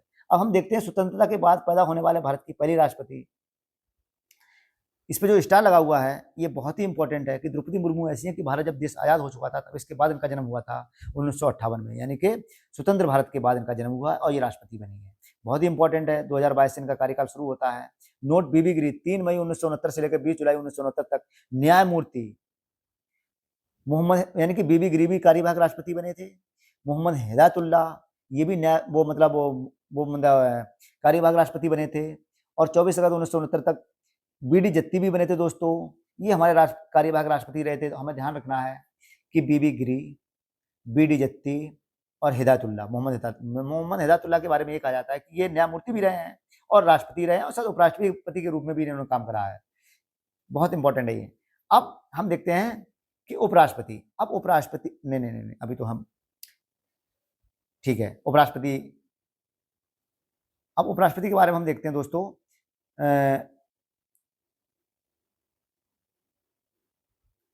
तो यहाँ पर ध्यान रखना, स्वतंत्रता के बाद पैदा होने वाले भारत की पहली राष्ट्रपति 20 जून 1958 का जन्म हुआ था। बीबी गिरी ऐसे हैं, बीबी गिरी, मोहम्मद हिदायतुल्लाह और बीडी जत्ती, ये तीनों कार्यवाहक प्रधानमंत्री वो मतलब राष्ट्रपति रहे हैं। मोस्ट इंपॉर्टेंट है। अब राष्ट्रपति निम्न दिशाओं में 5 वर्ष से पहले भी पद त्याग कर सकता है, यानी कि उसके 5 साल से पहले वो पद त्याग कर सकता है या नहीं, तो उसके लिए कुछ कारण बताना होगा। जैसे उपराष्ट्रपति को अपना संबोधन, उपराष्ट्रपति को संबोधित अपने त्याग पत्र द्वारा, वो त्याग पत्र दे दे, कह दे कि वह त्याग पत्र उपराष्ट्रपति को संबोधित करके देगा। इसकी सूचना लोकसभा के अध्यक्ष को भी देनी पड़ेगी। इंपॉर्टेंट है दोस्तों। दूसरी बात, महाभियोग द्वारा हटाया जाए। महाअभियोग का जिक्र हमारे संविधान में तो नहीं है, किंतु अनुच्छेद 61 में कहा गया है कि उस पर महाभियोग केवल एक ही आधार पर लगाया जा सकता है, वो है संविधान का अतिक्रमण करना, यानी कि कहीं ना कहीं संविधान के साथ वो खिलवाड़ कर रहे हैं, अतिक्रमण कर रहे हैं, तब उनको महाभियोग के द्वारा हटाया जा सकता है। फिर हम देखते हैं दोस्तों राष्ट्रपति पर महाभियोग, अनुच्छेद 61। अब राष्ट्रपति द्वारा संविधान के प्रावधानों को उल्लंघन पर संसद किसी भी सदन द्वारा, यानी कि संसद का कोई भी सदन, चाहे लोकसभा हो चाहे राज्यसभा हो, उस पर महाभियोग लगाया जा सकता है, यानी कि लाया जा सकता है, उससे संबंधित मतलब वो कानून लाया जा सकता है। ये क्वेश्चन दोस्तों आता है, परंतु इसके लिए ये आवश्यक है कि राष्ट्रपति को, अगर आप महाअभियोग लेके आ रहे हो, चाहे लोकसभा में लेके आ रहे हो चाहे राज्यसभा में लेके आ रहे हो, दोनों में किसी में हम कोई भी संसद के किसी भी सदन में लेके आ सकते हैं, बाशर्ते हम राष्ट्रपति को 14 दिन पहले इसकी जानकारी देंगे कि आपके विरुद्ध महाअभियोग लाया जा रहा है। जिस सदन में लाया जा रहा है उसका 1/4 यानी कि 1/4 सदस्यों को उस पर हस्ताक्षर होना चाहिए। और संसद उस सदन जिसमें महाभियोग का प्रस्ताव पेश किया गया है 2/3 सदस्यों यानी कि 2/3 60% सदस्यों के द्वारा उस पर पारित कर देने पर प्रस्ताव दूसरे सदन में जाएगा। अगर सबसे पहली बात आपको ध्यान रखना है कि सदन के किसी भी सदन में उसके विरुद्ध महाभियोग लाया जा सकता है। दूसरी बात यह है कि महाभियोग लाने से पहले 14 दिन पहले हम राष्ट्रपति को इसकी सूचना देंगे। ठीक है, अब महाभियोग जिस सदन में लाया जा रहा है तो उस सदन के कम से कम 1/4 सदस्यों के द्वारा लिखित रूप से हस्ताक्षर भी हों और फिर उस सदन के ही द्वारा मतलब 2/3 बहुमत से उसको पास होना चाहिए, तब वो दूसरे सदन में जाएगा। ठीक है, ये बातें हमें ध्यान रखनी है। अब जब दूसरा सदन राष्ट्रपति पर लगाए गए आरोपों की जांच करेगा या कराएगा, ऐसी जांच में राष्ट्रपति के ऊपर लगाए गए आरोपों को सिद्ध करने वाला प्रस्ताव 2/3 बहुमत से पारित हो जाता है। यानी कि अब जो आरोप हैं उनको देखा जाएगा कि ये सही हैं गलत हैं, और फिर उसमें सही पाया जाता है यानी सिद्ध पाया जाता है तो ये प्रस्ताव फिर 2/3 से पारित हो जाएगा। तब राष्ट्रपति पर महाभियोग की प्रक्रिया पूरी समझी जाएगी। उसी तिथि से राष्ट्रपति अपना त्यागपत्र दे देगा। दोस्तों, अब हम देखते हैं कि राष्ट्रपति की रिक्ति को 6 माह के अंदर भरना बहुत ही आवश्यक है। राष्ट्रपति का पद अगर रिक्त है तो सरकार मतलब उस समय जो भी व्यवस्था है उसके अकॉर्डिंग यानी कि राष्ट्रपति की जो रिक्तता है यानी कि जो उनका रिक्त पद है उसको 6 महीने में भरना ही भरना है। अब हम देखते हैं कि जब राष्ट्रपति के पद की रिक्ति पदावधि 5 वर्ष की समाप्ति से हुई है तो निर्वाचन पदावधि की समाप्ति के पहले ही कर लिया जाएगा। यानी कि 5 वर्ष से पहले उनको मतलब रिक्त करा गया है पद, तो 5 वर्ष से पहले ही उनका चयन कर लिया जाएगा। अब निर्वाचन पदावधि की समाप्ति के पहले ही कर लिया जाएगा, अनुच्छेद 62(1) में कहा गया, किंतु यदि उसे पूरा करने में कोई विलंब हो जाता है तो राज अंतराल ना होने पाए, इसलिए ये उपबंध है कि राष्ट्रपति अपने पद की अवधि समाप्त हो जाने पर तब तक अपना पद बना रहेगा जब तक कि उसका उत्तराधिकारी नहीं आ जाता। अब हमने पीछे पढ़ा है कि राष्ट्रपति अपना पद तब तक नहीं छोड़ता है जब तक कि नए राष्ट्रपति का चयन नहीं हो जाए, क्योंकि वो बीच में एक अंतराल आ जाएगा जिसको इन्होंने कहा है कि राज अंतराल। ये बहुत ही आवश्यक है। यह अनुच्छेद 56(1) में कहेगा कि ऐसी दशा में उपराष्ट्रपति राष्ट्रपति के रूप में कार्य करेगा जिससे उनका पद खाली ना रह जाए। अगर अब हम देखते हैं कि अन्य आकस्मिकताओं में राष्ट्रपति के कृत्यों का निर्वहन। अब जो आकस्मिकताएं आती हैं यानी कि कॉन्टीजेंसी से संबंधित, तब अपने अनुच्छेद 70 में वो क्या क्या कर सकते हैं। जब राष्ट्रपति एवं उपराष्ट्रपति दोनों का पद रिक्त हो जाए तो ऐसी आकस्मिकता अगर आ जाए तो अनुच्छेद 70 के अंतर्गत राष्ट्रपति के कृत्यों का निर्वहन उपबंध करता है। इसके अनुसार संसद जैसा उचित समझे वैसा उपबंध कर सकती है।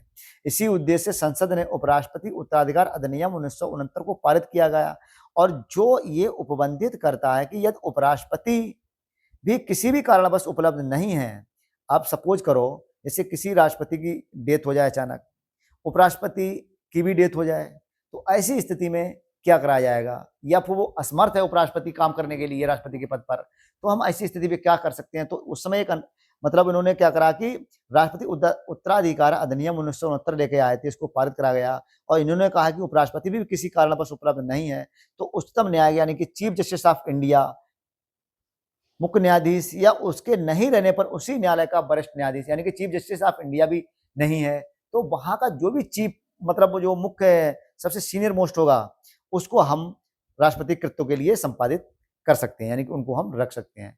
बहुत ही तरीके से दोस्तों समझ सकते हैं कि अगर राष्ट्रपति किसी कारणवश डेथ हो जाती है या वो भी अस्वस्थ हैं, उपराष्ट्रपति भी अस्वस्थ हैं, तो अब हम उनको कहाँ किनका चयन करेंगे। फिर हम chief justice of India, chief justice of India भी नहीं है तो हम किसी भी चीफ जस्टिस ऑफ इंडिया, जैसे हम देखते हैं कि 33 अभी हमारे सुप्रीम कोर्ट में जज हैं और 34वें नंबर पर वो हैं चीफ जस्टिस ऑफ इंडिया, तो जो 33 हैं तो उनमें जो सीनियर मोस्ट होगा वो राष्ट्रपति के कर्तव्यों का निर्वहन करेगा जिससे कि राज अंतराल ना आए।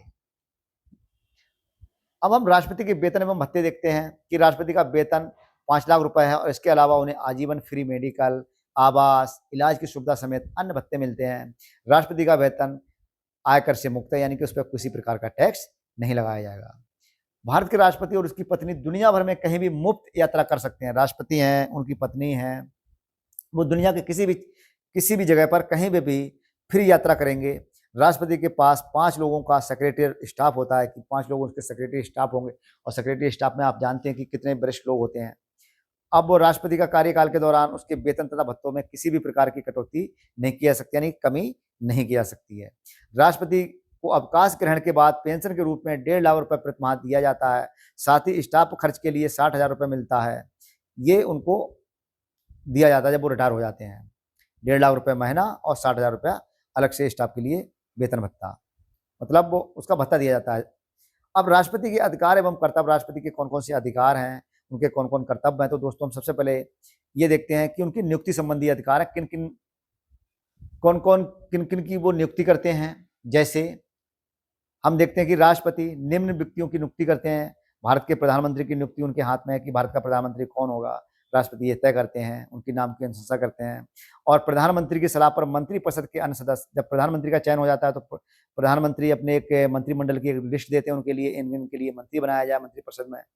और सर्वोच्च एवं उच्च न्यायालय के न्यायाधीशों के संबंध में कि सर्वोच्च न्यायालय है और उच्च न्यायालय के चीफ जस्टिस हैं, सर्वोच्च न्यायालय का जो चीफ जस्टिस है उसमें इनकी राय पूछी जाती है। दोस्तों, भारत के नियंत्रक महालेखा परीक्षक यानी कैग का जो अध्यक्ष होता है उसकी नियुक्ति हमारे राष्ट्रपति के द्वारा ही की जाती है। दोस्तों, राज्यों के राज्यपाल का चयन जो होता है, नियुक्ति जो होती है वो राष्ट्रपति के द्वारा ही की जाती है। मुख्य चुनाव आयुक्त और एवं अन्य चुनाव आयुक्त, यानी कि एक चुनाव आयुक्त होते हैं मुख्य चुनाव आयुक्त और 2 अन्य चुनाव आयुक्त होते हैं, इनकी भी नियुक्ति हमारे महामहिम राष्ट्रपति ही करते हैं। भारत के महान्यायवादी, यानी कि भारत का महान्यायवादी का मतलब है कि भारत सरकार का जो सबसे बड़ा वकील होता है उसकी नियुक्ति यही करते हैं। राज्यों के मध्य समन्वय के लिए अंतर्राज्यीय परिषद के जो सदस्य होते हैं, अंतर्राज्यीय परिषद आप पढ़ चुके हैं कि उनका भी यही चयन करते हैं, मतलब नियुक्ति करते हैं। फिर हम देखते हैं राज्यों के मध्य संघीय लोक सेवा आयोग के अध्यक्ष, जो संघ लोक सेवा आयोग है यूपीएससी है, उसके अध्यक्ष और सदस्यों की नियुक्ति भी राष्ट्रपति द्वारा की जाती है। दोस्तों, संघीय क्षेत्रों के मुख्य आयुक्त, जो संघ क्षेत्र होते हैं जिनका प्रशासन आयुक्तों के द्वारा किया जाता है दोस्तों, तो उनकी भी नियुक्ति हमारे महामहिम राष्ट्रपति जी करते हैं। वित्त आयोग के सदस्य, अनुच्छेद 280 में वित्त आयोग का जिक्र है और उसके जो अध्यक्ष हैं, सदस्य हैं, उनकी भी नियुक्ति दोस्तों यही करते हैं। राजभाषा आयोग के में जो गठन होता है राजभाषा आयोग का, उनके भी सदस्यों की नियुक्ति हमारे राष्ट्रपति जी करते हैं। भारत के राजदूत, जो भी अम्बेसडर हैं, विदेशी दूतावास में हैं, राजनायक हैं, इन सबका क्या करते हैं, नियुक्ति राष्ट्रपति द्वारा की जाती है। अनुसूचित जाति क्षेत्रों के प्रशासन, जो अनुसूचित क्षेत्र हैं, जो अनुसूची के अंतर्गत रखे हुए हैं, कि जैसे मान लो कोई भी राज्य है, उसका कोई एक क्षेत्र छोटा सा है, वो अनुसूचित क्षेत्र है, तो उसमें कैसे शासन किया जाएगा, उसका प्रशासन कैसे कराया जाएगा, तो ऐसे लोगों के लिए चाहे मतलब वहाँ पर एक आईएएस को रखते हैं, वो मतलब एज ए गवर्नर काम करता है वहाँ पर, गवर्नर के मतलब उस पर बिहाफ पर, जिसको हम एलजी वगैरह कहते हैं, प्रशासक भी कहते हैं, दिल्ली में एलजी और प्रशासक वगैरह इस तरह की चीज़ें होती हैं। फिर ये तो हो गई उनकी नियुक्ति संबंधी। फिर विधायी, माने कि कानून से संबंधित जो विधान बनता है उससे संबंधित उनकी शक्तियां कौन कौन सी हैं दोस्तों, तो इसमें ध्यान देना है कि राष्ट्रपति संसद का अभिन्न अंग है, क्योंकि संसद लोकसभा, राज्यसभा और राष्ट्रपति से मिलाकर संसद बनती है, तो इसलिए संसद का अभिन्न अंग राष्ट्रपति होते हैं। इन्हें निम्न विधायी शक्तियां प्राप्त हैं, यानी कि इनको विधान संबंधी शक्तियां प्राप्त हैं। जैसे हम देखते हैं संसद के सत्र को आहूत करना, यानी कि उसको बुलाना, उसका सत्रावसान करना, यानी कि उसका भंग करना, लोकसभा भंग करना अधिकार, ठीक है, इस तरह की चीजें मतलब राष्ट्रपति करते हैं। फिर दूसरा, संसद के एक सदन या एक साथ सम्मिलित रूप में दोनों सदनों पर अभिभाषण करना। राष्ट्रपति, वैसे तो अगर किसी पे डिस्प्यूट होता है तो हमारा अनुच्छेद 108 कहता है कि राष्ट्रपति संयुक्त बैठक का भी प्रावधान करवा सकते हैं, मगर नई लोकसभा जब आती है तो उसमें राष्ट्रपति दोनों को, राज्यसभा और लोकसभा को बैठाल के एक अपना भाषण करते हैं नई लोकसभा के सामने, तो ये भी इम्पोर्टेंट है। और हम देखते हैं कि लोकसभा के लिए प्रत्येक साधारण निर्वाचन के पश्चात, यानी कि लोकसभा प्रथम सत्र के आरंभ में और प्रत्येक वर्ष के प्रथम सत्र के आरंभ में सम्मिलित रूप में संसद में अभिभाषण करने की शक्ति राष्ट्रपति को है। 4 नंबर पर देखते हैं कि संसद द्वारा पारित विधेयक राष्ट्रपति के अनुमोदन के बाद ही कानून बनता है, इससे पहले नहीं। संसद में निम्न विधेयक को पेश करने के लिए राष्ट्रपति की अनुमति पहले से ही आवश्यक होती है, इसके बगैर आप उसको प्रस्तुत नहीं कर सकते हैं। यानी कि कुछ बिल ऐसे होते हैं कि संसद की राष्ट्रपति जी की हमें बाद में मतलब उनकी वो सहमति लेनी पड़ती है, मगर कुछ हमारे ऐसे बिल हैं जिन पर राष्ट्रपति की स्वीकृति पहले लेनी पड़ती है। जैसे नए राज्यों का निर्माण हमें करना है, वर्तमान राज्यों के क्षेत्रों में परिवर्तन करना है, उनकी सीमाओं में परिवर्तन करना है, संबंधी अगर कोई विधेयक है तो क्या होता है कि पहले हमें राष्ट्रपति से इसकी स्वीकृति लेनी आवश्यक है। दूसरा, धन विधेयक अनुच्छेद 110 के अंतर्गत कोई भी विधेयक अगर धन विधेयक है तो उस पर राष्ट्रपति की स्वीकृति लेना आवश्यक है, क्योंकि बाद में राष्ट्रपति इसमें इसको मतलब अप्रूवल करेगा ही करेंगे, इन पर मतलब रोक नहीं लगा सकते हैं। फिर हम देखते हैं संचित निधि में व्यय करने वाले विधेयक। अगर संचित निधि से कोई पैसा निकाला जाता है अनुच्छेद 117 के अकॉर्डिंग, अनुच्छेद 117(3) के अकॉर्डिंग अगर कोई पैसा निकाला जा रहा है तो उस पर राष्ट्रपति की स्वीकृति लेना आवश्यक है। डी में कहा गया ऐसे कराधान पर इसमें राज्य हित जुड़े हों, अगर कोई कराधान है इस तरीके का जिस पर राज्य हित जुड़े हों तो उस पर भी स्वीकृति लेना राष्ट्रपति की बहुत ही आवश्यक है ऐसे विधेयक पर। फिर ई में कहा गया कि राज्यों के बीच व्यापार है, वाणिज्य है, समागम है, निर्गमन है, लगाने वाले विधेयक जो भी होते हैं उस पर भी राष्ट्रपति की स्वीकृति अनुच्छेद 304 के अंतर्गत लेनी होती है। जैसे व्यापार वाणिज्य यानी कि एक राज्य का दूसरे राज्य के प्रति कोई व्यापार वाणिज्य हो रहा है, उस पर टैक्स लगाए जा रहे हैं, या आवागमन लग रहा है, या चुंगी कर है कोई, या फिर ऐसा है कि एक्साइज ड्यूटी है, तो इस तरीके के जो समागम यानी कि निर्बंध लगाए जाते हैं तो इसमें राष्ट्रपति की स्वीकृति आवश्यक है अनुच्छेद 304 के अंतर्गत। अब हम देखते हैं यदि किसी साधारण विधेयक पर दोनों सदनों में कोई असहमति हो जाए, कोई साधारण विधेयक है तो उसे सुलझाने के लिए राष्ट्रपति दोनों सदनों की संयुक्त बैठक बुला सकते हैं, किसमें? अनुच्छेद 108 के अंतर्गत। नोट में कहा गया दोस्तों किसी भी अनुदान की मांग राष्ट्रपति की सिफारिश पे ही की जा सकती है। कोई भी अनुदान अगर आप करेंगे अनुच्छेद 113(3) के अकॉर्डिंग तो उस पर राष्ट्रपति की स्वीकृति आवश्यक है, अन्यथा वो नहीं होगा। अब तीसरा इनका जो अधिकार है, तीसरा अधिकार है इनका संसद सदस्यों के मनोनयन का अधिकार। आपने सुना होगा कि संसद सदस्य यानी कि राज्यसभा में, लोकसभा में 2 सदस्यों का पहले चयन होता था जिनको हटा दिया गया है कि जो एंग्लो इंडियन होते थे। अब राज्यसभा में 12 सदस्यों का चयन होता है, तो उसमें जैसे कला है, साहित्य है, पत्रकारिता है, विज्ञान है, सामाजिक कार्य है, इनका जो पर्याप्त अनुभव रखते हैं तो उनका चयन होता है 12 लोगों का। तो उनके लिए राष्ट्रपति के लिए विशेष अधिकार है। अब हम देखते हैं कि राष्ट्रपति के लोकसभा में आंग्ल भारतीय समुदाय के व्यक्तियों का प्रतिनिधित्व नहीं होने पर उसे समुदाय के 2 व्यक्तियों को मनोनीत करने की शक्ति थी, जो अनुच्छेद 331 के तहत प्रदान की गई थी, जिसे 104वें संविधान संशोधन के द्वारा इसको अब समाप्त कर दिया गया है दोस्तों। इसी प्रकार वह कला, साहित्य, पत्रकारिता, विज्ञान, सामाजिक कार्यों में पर्याप्त अनुभव रखने वाले 12 लोगों का लोग राज्यसभा में नामजद कर सकते हैं, यानी कि मनोनयन उनका कर सकते हैं। जैसे हम देखते हैं कि जो फिल्मी स्टार होते हैं, जैसे रेखा हैं और हमारी जयप्रदा जी मैम हैं, अमिताभ बच्चन भी रह चुके हैं, शत्रुघ्न सिन्हा भी रह चुके हैं, नवजोत सिंह सिद्धू भी रह चुके हैं, वो तो खैर साथ चुनाव जीते भी थे। और जो इनका चयन हुआ था क्या बोलते हैं, सचिन तेंदुलकर का, तो इनका जो विधान उसमें भेजे गए थे राज्यसभा में, तो इसी के साथ कला विज्ञान यानी कला में इनको शामिल करा गया था। तो इस तरह के लोगों को मतलब वहाँ पर राज्यसभा में भेजना राष्ट्रपति का विशेष अधिकार है, 12 लोगों का चयन करना, यह अनुच्छेद 80(3) के अंतर्गत आता है। अब चौथी बात है अध्यादेश जारी करने की शक्ति। हमने पढ़ा है कि अनुच्छेद 123 के तहत अध्यादेश जारी करने की शक्ति राष्ट्रपति को है, और इसका प्रभाव संसद सत्र के शुरू होने के 6 सप्ताह तक रहता है। संसद सत्र जब शुरू हो रहा है तो 6 सप्ताह तक रहेगा, परंतु राष्ट्रपति राज्य सूची के विषय पर अध्यादेश जारी नहीं कर सकता। कि वो अधिकार किसको है? वो है राज्यपाल को। जब दोनों सदन सत्र में होते हैं तब राष्ट्रपति को ये शक्ति नहीं होती है। सदन अगर चल रहा है तो आप अनुच्छेद 123 का प्रयोग नहीं कर सकते हैं, क्योंकि संसद में आपको कानून बनाना होगा। अब पांचवा कहते हैं सैनिक शक्ति। सैनिक शक्ति दोस्तों इनके लिए है क्योंकि सैनिक शक्ति राष्ट्रपति की बहुत अधिक है दोस्तों। आपको ध्यान देना है कि सैनिक शक्ति के अंतर्गत हम देखते हैं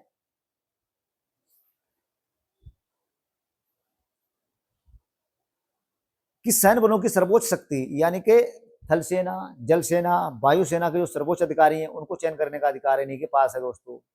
और छठी बात है राजनीतिक शक्ति। राजनीतिक शक्ति का मतलब है कि दूसरे देशों के साथ कोई भी समझौता होता है, कोई भी करार होता है, कोई भी संधि होती है तो राष्ट्रपति विदेशों के लिए भारतीय राजदूतों की नियुक्ति करते हैं एवं भारत में विदेशियों के राजदूतों की नियुक्ति का अनुमोदन करते हैं कि कौन से देश का राजदूत यहाँ पर रहेगा, इसकी मतलब वो अनुमोदन करते हैं, और कौन हमारे राजदूत दूसरे देश में जाएगा इसको का भी ये नियुक्ति करते हैं।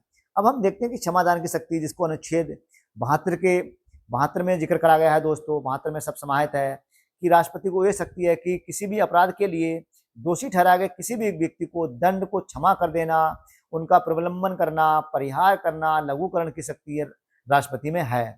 क्षमा से संबंधित दंड और बंदीकरण दोनों हटा दिया जाता है तथा दोषों को पूर्णतः मुक्त कर दिया जाता है।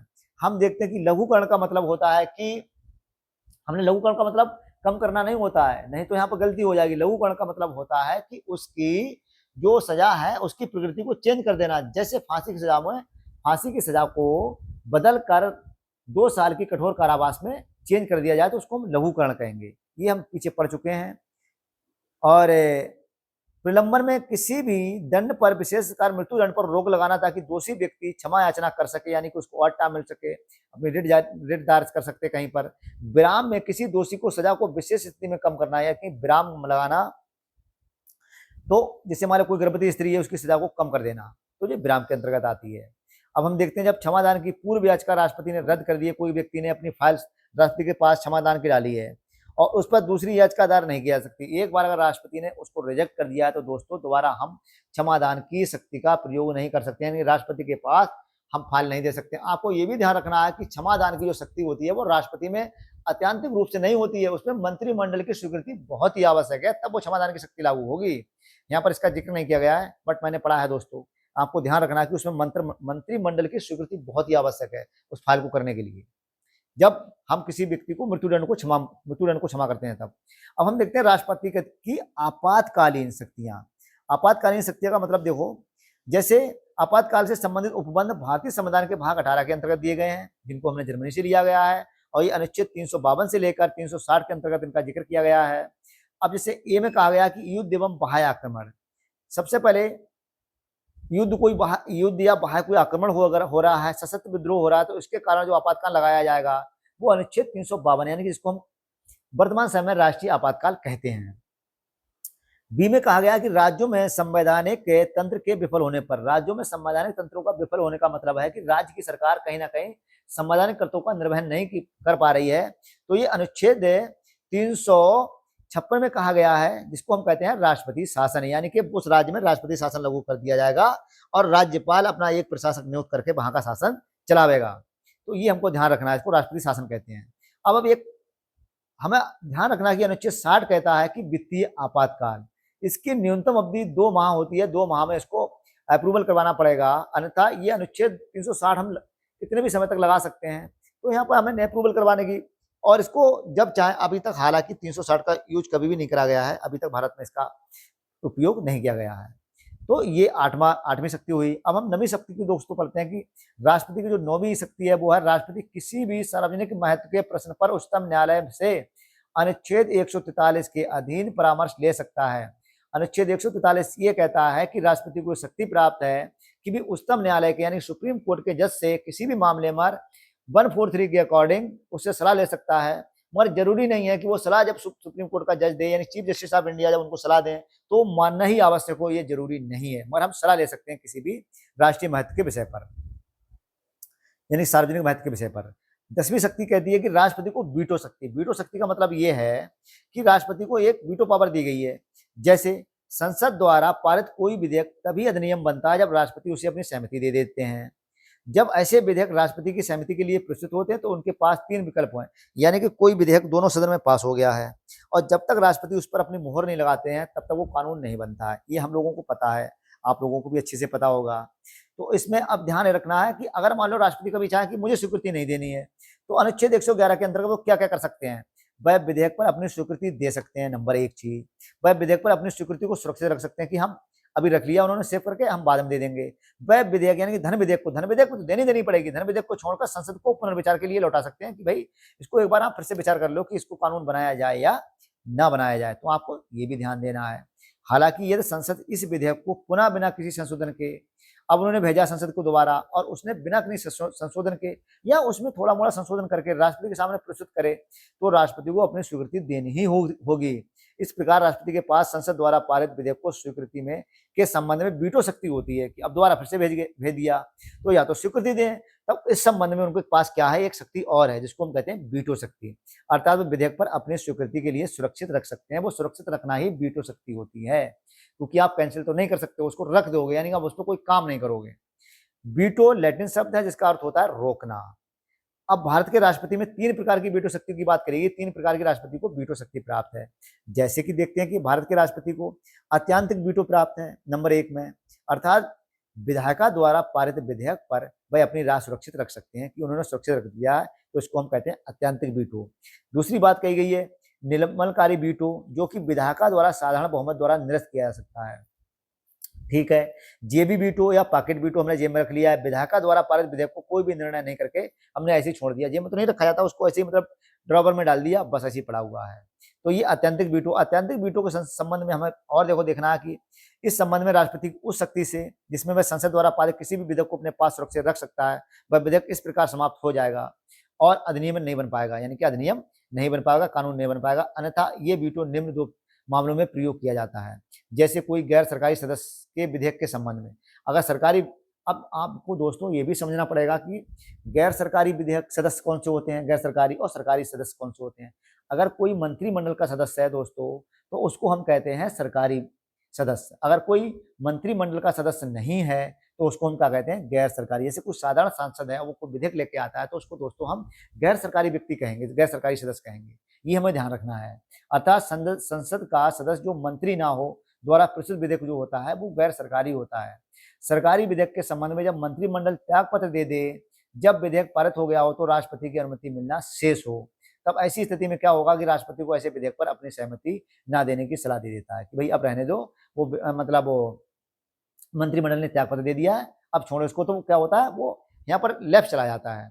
निलंबनकारी वीटो, अब निलंबनकारी वीटो जो होता है, राष्ट्रपति इस वीटो का प्रयोग तब करता है जब किसी विधेयक को संसद को पुनर्विचार हेतु लौटाता है।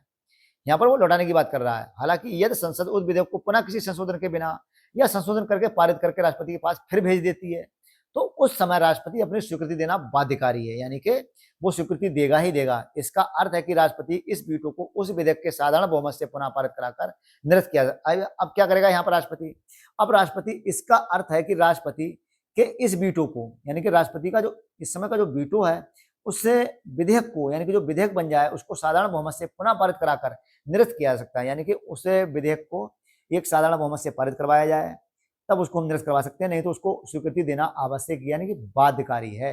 ये हमें ध्यान रखना है। फिर उसको बाद में आप निरस्त करवा सकते हो, मगर आपको यहाँ पर मतलब विधेयक को पास करोगे।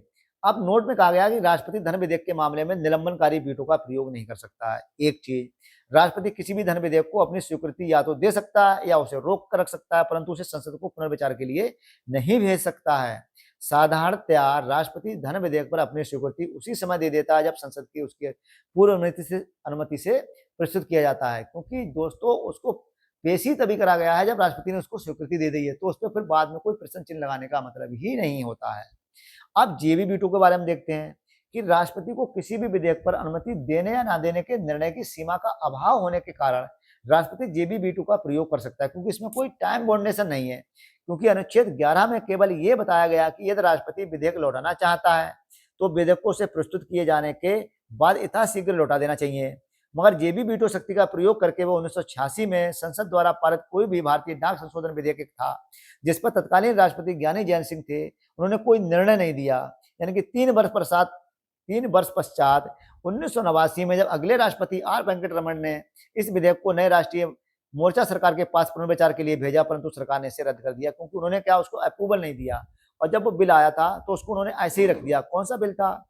ये डाक संबंधी बिल था, भारतीय डाक संशोधन विधेयक। उसको ज्ञानी जैन सिंह द्वारा मतलब उस पर कोई कार्य नहीं करेगा। जेबी वीटो की शक्ति का प्रयोग करके उन्होंने क्या करा, उसको वैसे ही छोड़ दिया और उस पर कोई काम नहीं करा। तब वो क्या, जब बाद में राष्ट्रीय मोर्चा सरकार आई और हमारे राष्ट्रपति बने थे आर वेंकटरमण, तो उन्होंने जब उसको भेजा तो सरकार ने उसको रद्द कर दिया, क्योंकि वो उसका था ही नहीं, तो वो उसके लिए करेंगे। फिर नोट में इसमें कहा गया है कि संविधान संशोधन से संबंधित अधिनियमों में राष्ट्रपति के पास कोई वीटो शक्ति नहीं है। अगर कोई संविधान का संशोधन है तो राष्ट्रपति के पास वीटो पावर नहीं है दोस्तों, ये हमें ध्यान रखना है। ना तो धन विधेयक के संबंध में है और ना संविधान संशोधन के संबंध में है, उस पर अप्रूवल करना ही करना पड़ेगा। 24वें संविधान संशोधन अधिनियम 1971 ने संविधान संशोधन विधेयक पर राष्ट्रपति को अपनी स्वीकृति देने के लिए बाध्यकारी बना दिया। ये बहुत ही इंपॉर्टेंट है। अब राज्य विधायक पर राष्ट्रपति का वीटो। अब जैसे राज्य की कोई विधायिका पर यानी कानून से संबंधित कोई राज्य से संबंधित कोई कानून बनना है और राष्ट्रपति उस पर वीटो पावर कर रहा है, तो अब देखो किस तरीके से राज्य विधायिकाओं के संबंध में भी राष्ट्रपति के पास वीटो शक्तियां हैं। जैसे राज्य विधायिका द्वारा पारित कोई भी विधेयक तभी अधिनियम बन सकता है जब राज्यपाल अथवा राष्ट्रपति उस विधेयक पर अपनी स्वीकृति यानी विचार में लाया जाए तो उस पर अपनी स्वीकृति देता है। अब जब कोई विधेयक राज्य विधायिका द्वारा पारित कर दिया कर राज्यपाल के विचारार्थ उसे स्वीकृति के लिए लाया जाता है, तो अनुच्छेद 200 के अंतर्गत उसके पास 4 विकल्प हैं। सपोज करो कोई राज्य की विधायिका है और विधायिका के द्वारा चाहे उसमें विधानसभा हो या विधानमंडल दोनों मिला के हो। जैसे कहीं विधान परिषद भी हैं तो विधानमंडल में कहीं कहीं एक सदनीय है, कहीं दो सदनीय है। अब दोनों से अप्रूवल होकर आ रहा है। अब किसके पास आ रहा है? क्योंकि राज्यपाल, क्योंकि राज्य का सर्वसर्वा कौन है? राज्यपाल, संवैधानिक रूप से। तो राज्यपाल अब उस पर क्या करेगा? जब बिल आ गया उसके पास, तो अब कानून तो तभी बनेगा जब राज्यपाल उसको मतलब वो स्वीकृति देंगे। तो अब उनके पास चार विकल्प हैं। सबसे पहला, वह विधेयक पर अपनी स्वीकृति दे सकता है, एक चीज, अथवा वह विधेयक पर अपनी स्वीकृति सुरक्षित रख सकता है कि भाई हमने सुरक्षित कर दिया, अभी हम दे देंगे, मतलब उसको थोड़ा सा टालना। वह विधेयक पर यह धन विधेयक ना हो, धन विधेयक को छोड़कर है, राज्य विधायिका को पुनः विचार के लिए लौटा सकता है। धन विधेयक नहीं है तो कहेंगे कि एक बार इस पर फिर से विचार कर लो, उन्होंने राज्य विधायिका को दोबारा वापस भेज दिया है, ठीक है, कोई बात नहीं। अब चौथी बात है, वह विधेयक को राष्ट्रपति के विचाराधीन आरक्षित कर सकता है। वो कहेंगे कि अब यहाँ पर चौथी जो व्यवस्था आती है, वो राष्ट्रपति की कहेंगे कि भाई ये मैं राष्ट्रपति को विचार के लिए भेजता हूँ, इसके बाद इसको अप्रूव करूंगा। तो उसके पास चार शक्तियां हैं। तो यहाँ पर जेबी वीटो का प्रयोग अभी तक तो नहीं है। जब कोई विधेयक राज्यपाल द्वारा राष्ट्रपति के विचार के लिए जब आरक्षित किया जाता है, तो राष्ट्रपति के पास तीन विकल्प होते हैं। अब राष्ट्रपति के पास उसने भेज दिया वो विचार के लिए, अब उसके पास राष्ट्रपति के पास तीन मतलब विकल्प हैं। ये कानून राज्य से संबंधित है। राज्य की विधायिका ने किसके पास भेजा? राज्यपाल के पास। राज्यपाल के पास चार मतलब विकल्प हैं। नंबर एक, विधेयक पर स्वीकृति दे सकते हैं। नंबर दो, विधेयक पर स्वीकृति सुरक्षित रख सकते हैं। तीसरी बात है कि विधेयक को पुनर्विचार के लिए वापस कर सकते हैं। चौथी बात है, विधेयक को राष्ट्रपति के विचार के लिए आरक्षित कर देते हैं। अब राष्ट्रपति के विचार के लिए जब हम विधेयक आरक्षित कर दिया है, वो राष्ट्रपति के पास पहुंच गया है, तो राष्ट्रपति के पास तीन रास्ते हैं। कौन कौन से? वह विधेयक पर अपनी स्वीकृति दे सकते हैं, बहुत अच्छी बात है। वह विधेयक पर अपनी स्वीकृति सुरक्षित रख सकते हैं, ठीक है। वह विधेयक को राज्यपाल को निर्देश दे सकते हैं कि वह विधेयक को राज्य विधायक के पास पुनर्विचार के लिए लौटा दो, एक, चलो अच्छी बात है। यदि राज्य विधायिका किसी भी संशोधन के बिना, यानी कि उन्होंने क्या करा, राज्यपाल से कहा इसको दोबारा विधायिका के पास भेजो जो राज्य की विधायिका है। अब राज्यपाल ने उसको विधायिका के पास भेज दिया, ठीक है। अब उसके पास गया, उन्होंने क्या करा, राज्य की विधायिका ने किसी भी संशोधन के बिना अथवा थोड़ा मोड़ा संशोधन करके पारित कर राष्ट्रपति के पास भेजती है, तो राष्ट्रपति इस पर अपनी सहमति देने के लिए बाध्य नहीं है। अब उन्होंने दोबारा क्या करा, फिर से वो मतलब थोड़ा मोड़ा चेंज करा या नहीं करा, अब उन्होंने फिर से भेज दिया। अब राष्ट्रपति के पास जब भेजा जाके, तो राष्ट्रपति इसके लिए स्वीकृति देने के लिए बाध्य नहीं है। इसका अर्थ है कि राज्य विधायिका राष्ट्रपति के वीटो को निरस्त नहीं कर सकती। जब उसने वीटो कर दिया है तब अब निरस्त नहीं कर सकती। कोई साधारण विधेयक ले आओ आप और उसको निरस्त कर दो, अब नहीं है। इसके अतिरिक्त संविधान में यह समय सीमा भी तय नहीं है कि राज्यपाल द्वारा राष्ट्रपति के विचारार्थ रखे गए विधेयक पर राष्ट्रपति कब अपना निर्णय देंगे। यहाँ कोई समय बॉन्ड नहीं है। जब उसके पास फाइल मतलब वो विधेयक पहुंच गया है, अब राष्ट्रपति कब उसको स्वीकृति देंगे, या आरक्षित कर दिया है या उसको मतलब राज्यपाल के लिए लौटा दिया है। राज्यपाल ने जब फिर से विधायिका के लिए भेजा, विधायिका ने फिर राष्ट्रपति के पास भेज दिया, अब राष्ट्रपति उसको कितने दिन में मतलब उसको पारित करेंगे या नहीं करेंगे, तो यहाँ पर वीटो पावर नहीं है। मगर राष्ट्रपति की जो वीटो पावर राष्ट्रपति ने यहाँ पर जो ली है, तो इसकी कोई समय सीमा नहीं है। इसीलिए दोस्तों हम देखते हैं कि इसके अतिरिक्त संविधान में ये समय सीमा भी तय नहीं है कि राज्यपाल द्वारा राष्ट्रपति के विचारार्थ जो विधेयक रखा गया है, तो राष्ट्रपति कब तक अपना निर्णय देंगे। तो इस प्रकार देखते हैं राष्ट्रपति राज्य विधेयक पर अपनी जेबी वीटो का प्रयोग कर सकता है, ठीक है। भारत में राष्ट्रपति के द्वारा संघ वित्त आयोग की सिफारिशें, यानी कि संघ वित्त आयोग जो बनता है, वित्त आयोग हमने पढ़ा है अनुच्छेद 280 के अंतर्गत सिफारिशें जो होती हैं वो दी जाती हैं कि ऐसा ऐसा करके कराया जाए। अब हम देखते हैं नियंत्रक महालेखा परीक्षक के प्रतिवेदन जो दिए जाते हैं, वो भी राष्ट्रपति की स्वीकृति से दिए जाते हैं। राष्ट्रीय अनुसूचित जाति आयोग के जो जनजातीय आयोग के जो प्रतिवेदन दिए जाते हैं, वो भी राष्ट्रपति की स्वीकृति से लोग दिए जाते हैं। तो ये सब राष्ट्रपति के विशेषाधिकार हैं दोस्तों। डॉक्टर राजेंद्र प्रसाद भारत के प्रथम राष्ट्रपति थे। वे लगातार, हम देखते हैं कि वो लगातार, हाँ ये यहाँ पर बहुत अच्छे से ध्यान देना है कि भारत में राष्ट्रपति के द्वारा संघ वित्त आयोग की सिफारिशें, नियंत्रित महालेखा परीक्षक के प्रतिवेदन, राष्ट्रीय अनुसूचित जाति आयोग, राष्ट्रीय जनजाति आयोग और प्रतिवेदन के संबंध में दोस्तों मैंने पीछे से ये पढ़ दिया, ये आप अच्छे से देख लीजिएगा कि यहाँ पर ये कहा गया है कि राज्य विधायिका पर राष्ट्रपति का वीटो, तो इसमें 4 कंडीशन है। फिर जब राज्यपाल के लिए जाता है तो उसमें 3 कंडीशन है दोस्तों। ये यहाँ पर आपको ध्यान रखना है। जो चीज़ें मुझे याद थी मैंने वैसे पता चला गया। बाकी राष्ट्रपति इन लोगों का मतलब की संतुष्टि करते हैं, बहुत ही इंपॉर्टेंट है। डॉक्टर राजेंद्र प्रसाद भारत के प्रथम राष्ट्रपति थे। वे लगातार 2 बार राष्ट्रपति रहे और इनका पूरा कार्यकाल रहा था लगभग 12 साल का। अब हम देखते हैं डॉक्टर एस राधाकृष्णन लगातार 2 बार उपराष्ट्रपति तथा 1 बार राष्ट्रपति रहे। मोस्ट इंपॉर्टेंट है, 1 बार राष्ट्रपति भी रहे और 2 बार उपराष्ट्रपति रहे। फिर देखते हैं केवल बीबी गिरी के निर्वाचन के समय दूसरे चक्र की मतगणना हुई।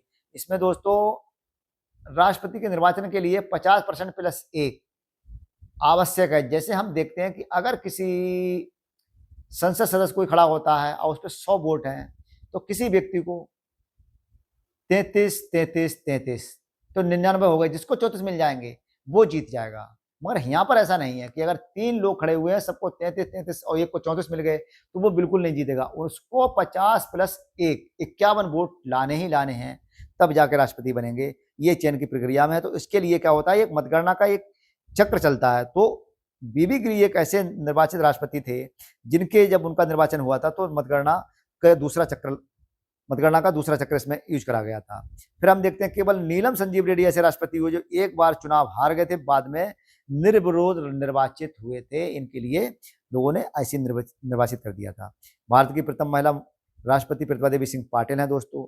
तो ये बहुत ही इंपॉर्टेंट मतलब सेगमेंट था यहाँ का। यहाँ से क्वेश्चन दोस्तों आते हैं, अगर एक बार इसको अच्छे से आप देख लेंगे और पढ़ लेंगे तो यहाँ पर बहुत ही ईजी हो जाएगा। अब हम पढ़ लेते हैं उपराष्ट्रपति को। अब दोस्तों अनुच्छेद 63 में उपराष्ट्रपति से संबंधित एक प्रक्रिया दी हुई है कि संविधान में उपराष्ट्रपति से संबंधित प्रावधान अमेरिका के संविधान से हमने ग्रहण किया है। भारत का उपराष्ट्रपति राज्यसभा का पदेन सभापति होता है। पदेन का मतलब ये होता है कि जो भी उपराष्ट्रपति होगा वह राज्यसभा का चेयरपर्सन होगा ही होगा 100%। ये तो इसके लिए कहते हैं कि हम पदेन। ये अनुच्छेद 64 एवं अनुच्छेद 89 में कहा गया है, यानी कि 79 में कहा गया है।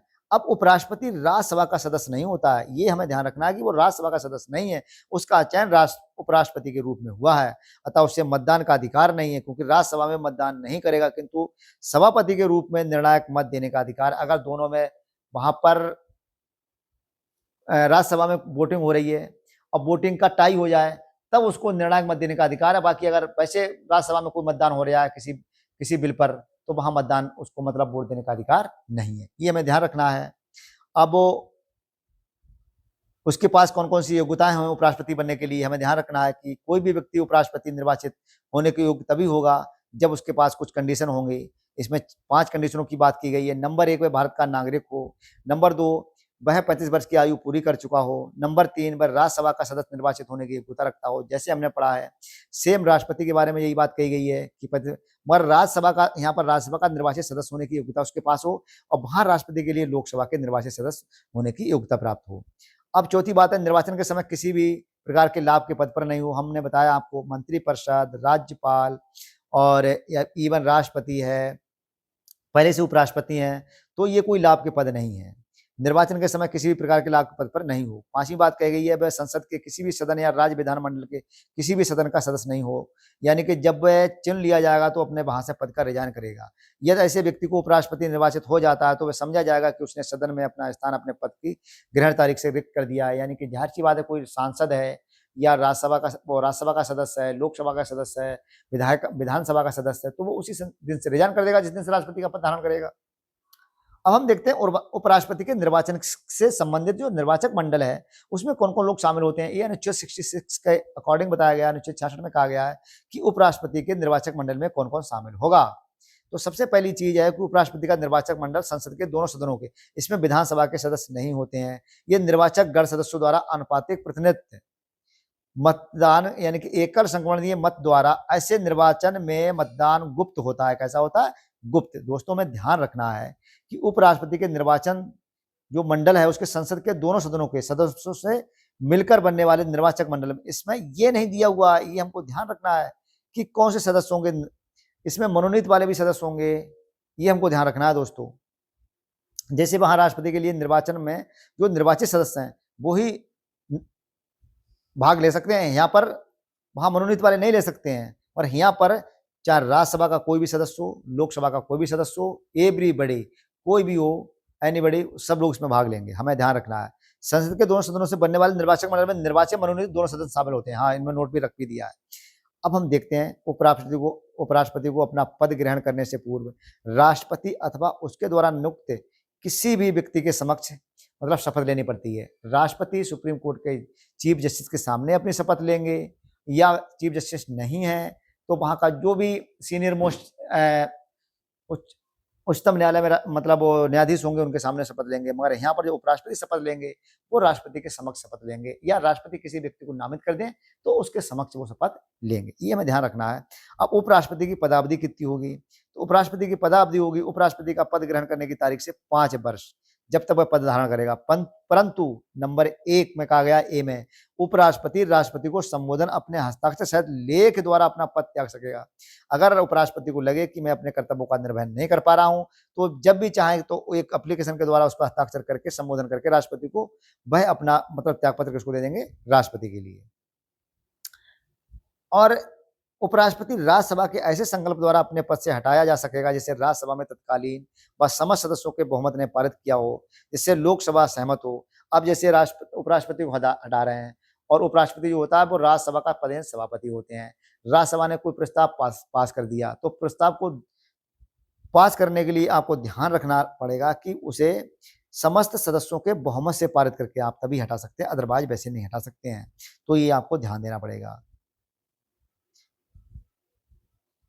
ठीक है, अब हम देखते हैं कि इस खंड के अकॉर्डिंग जो उपराष्ट्रपति से संबंधित जो मतलब बात दी गई है, तो इस खंड में प्रयोजन के लिए कोई भी संकल्प तब तक प्रस्तावित नहीं किया जाएगा जब तक कि उस संकल्प को प्रस्तावित करने की आशय से कम। अब जैसे राष्ट्रपति को उपराष्ट्रपति को हटाने की बात आ रही है, तो कभी भी कोई भी जो अध्यादेश वो आप लेके आ रहे हो, बिल लेके आ रहे हो या कोई विधेयक लेके आ रहे हो उपराष्ट्रपति को हटाने का, तो दोस्तों आपको ध्यान रखना है कि 14 दिन पहले यहाँ भी उपराष्ट्रपति को बताना पड़ेगा, तभी आप उन्हें हटाने की प्रक्रिया कर सकते हो, अदरवाइज नहीं। तो अनुच्छेद 67 खा यही कहता है कि कम से कम 14 दिन पहले इसकी सूचना उपराष्ट्रपति को दी जानी चाहिए। सी में कहा गया कि उपराष्ट्रपति अपने पद की अवधि समाप्त हो जाने पर तब तक अपना पद धारण करता रहेगा जब तक कि उसका उत्तराधिकारी नहीं स्थान ग्रहण कर लेता है। ये राष्ट्रपति के भी बारे में है और उपराष्ट्रपति के बारे में भी ये प्रावधान दिया हुआ है। अब हम देखते हैं कि उपराष्ट्रपति के निर्वाचन से संबंधित विवादों का निपटारा राष्ट्रपति की तरह सर्वोच्च न्यायालय में ही किया जाएगा, यानी कि उच्चतम न्यायालय में किया जाएगा। निर्वाचन अवैध होने पर उसके द्वारा जो भी कार्य किए गए हैं वो दोस्तों अवैध नहीं होते हैं, वो वैध माने जाते हैं, उसके द्वारा जो भी कार्य किए गए हैं। अब हम देखते हैं नीचे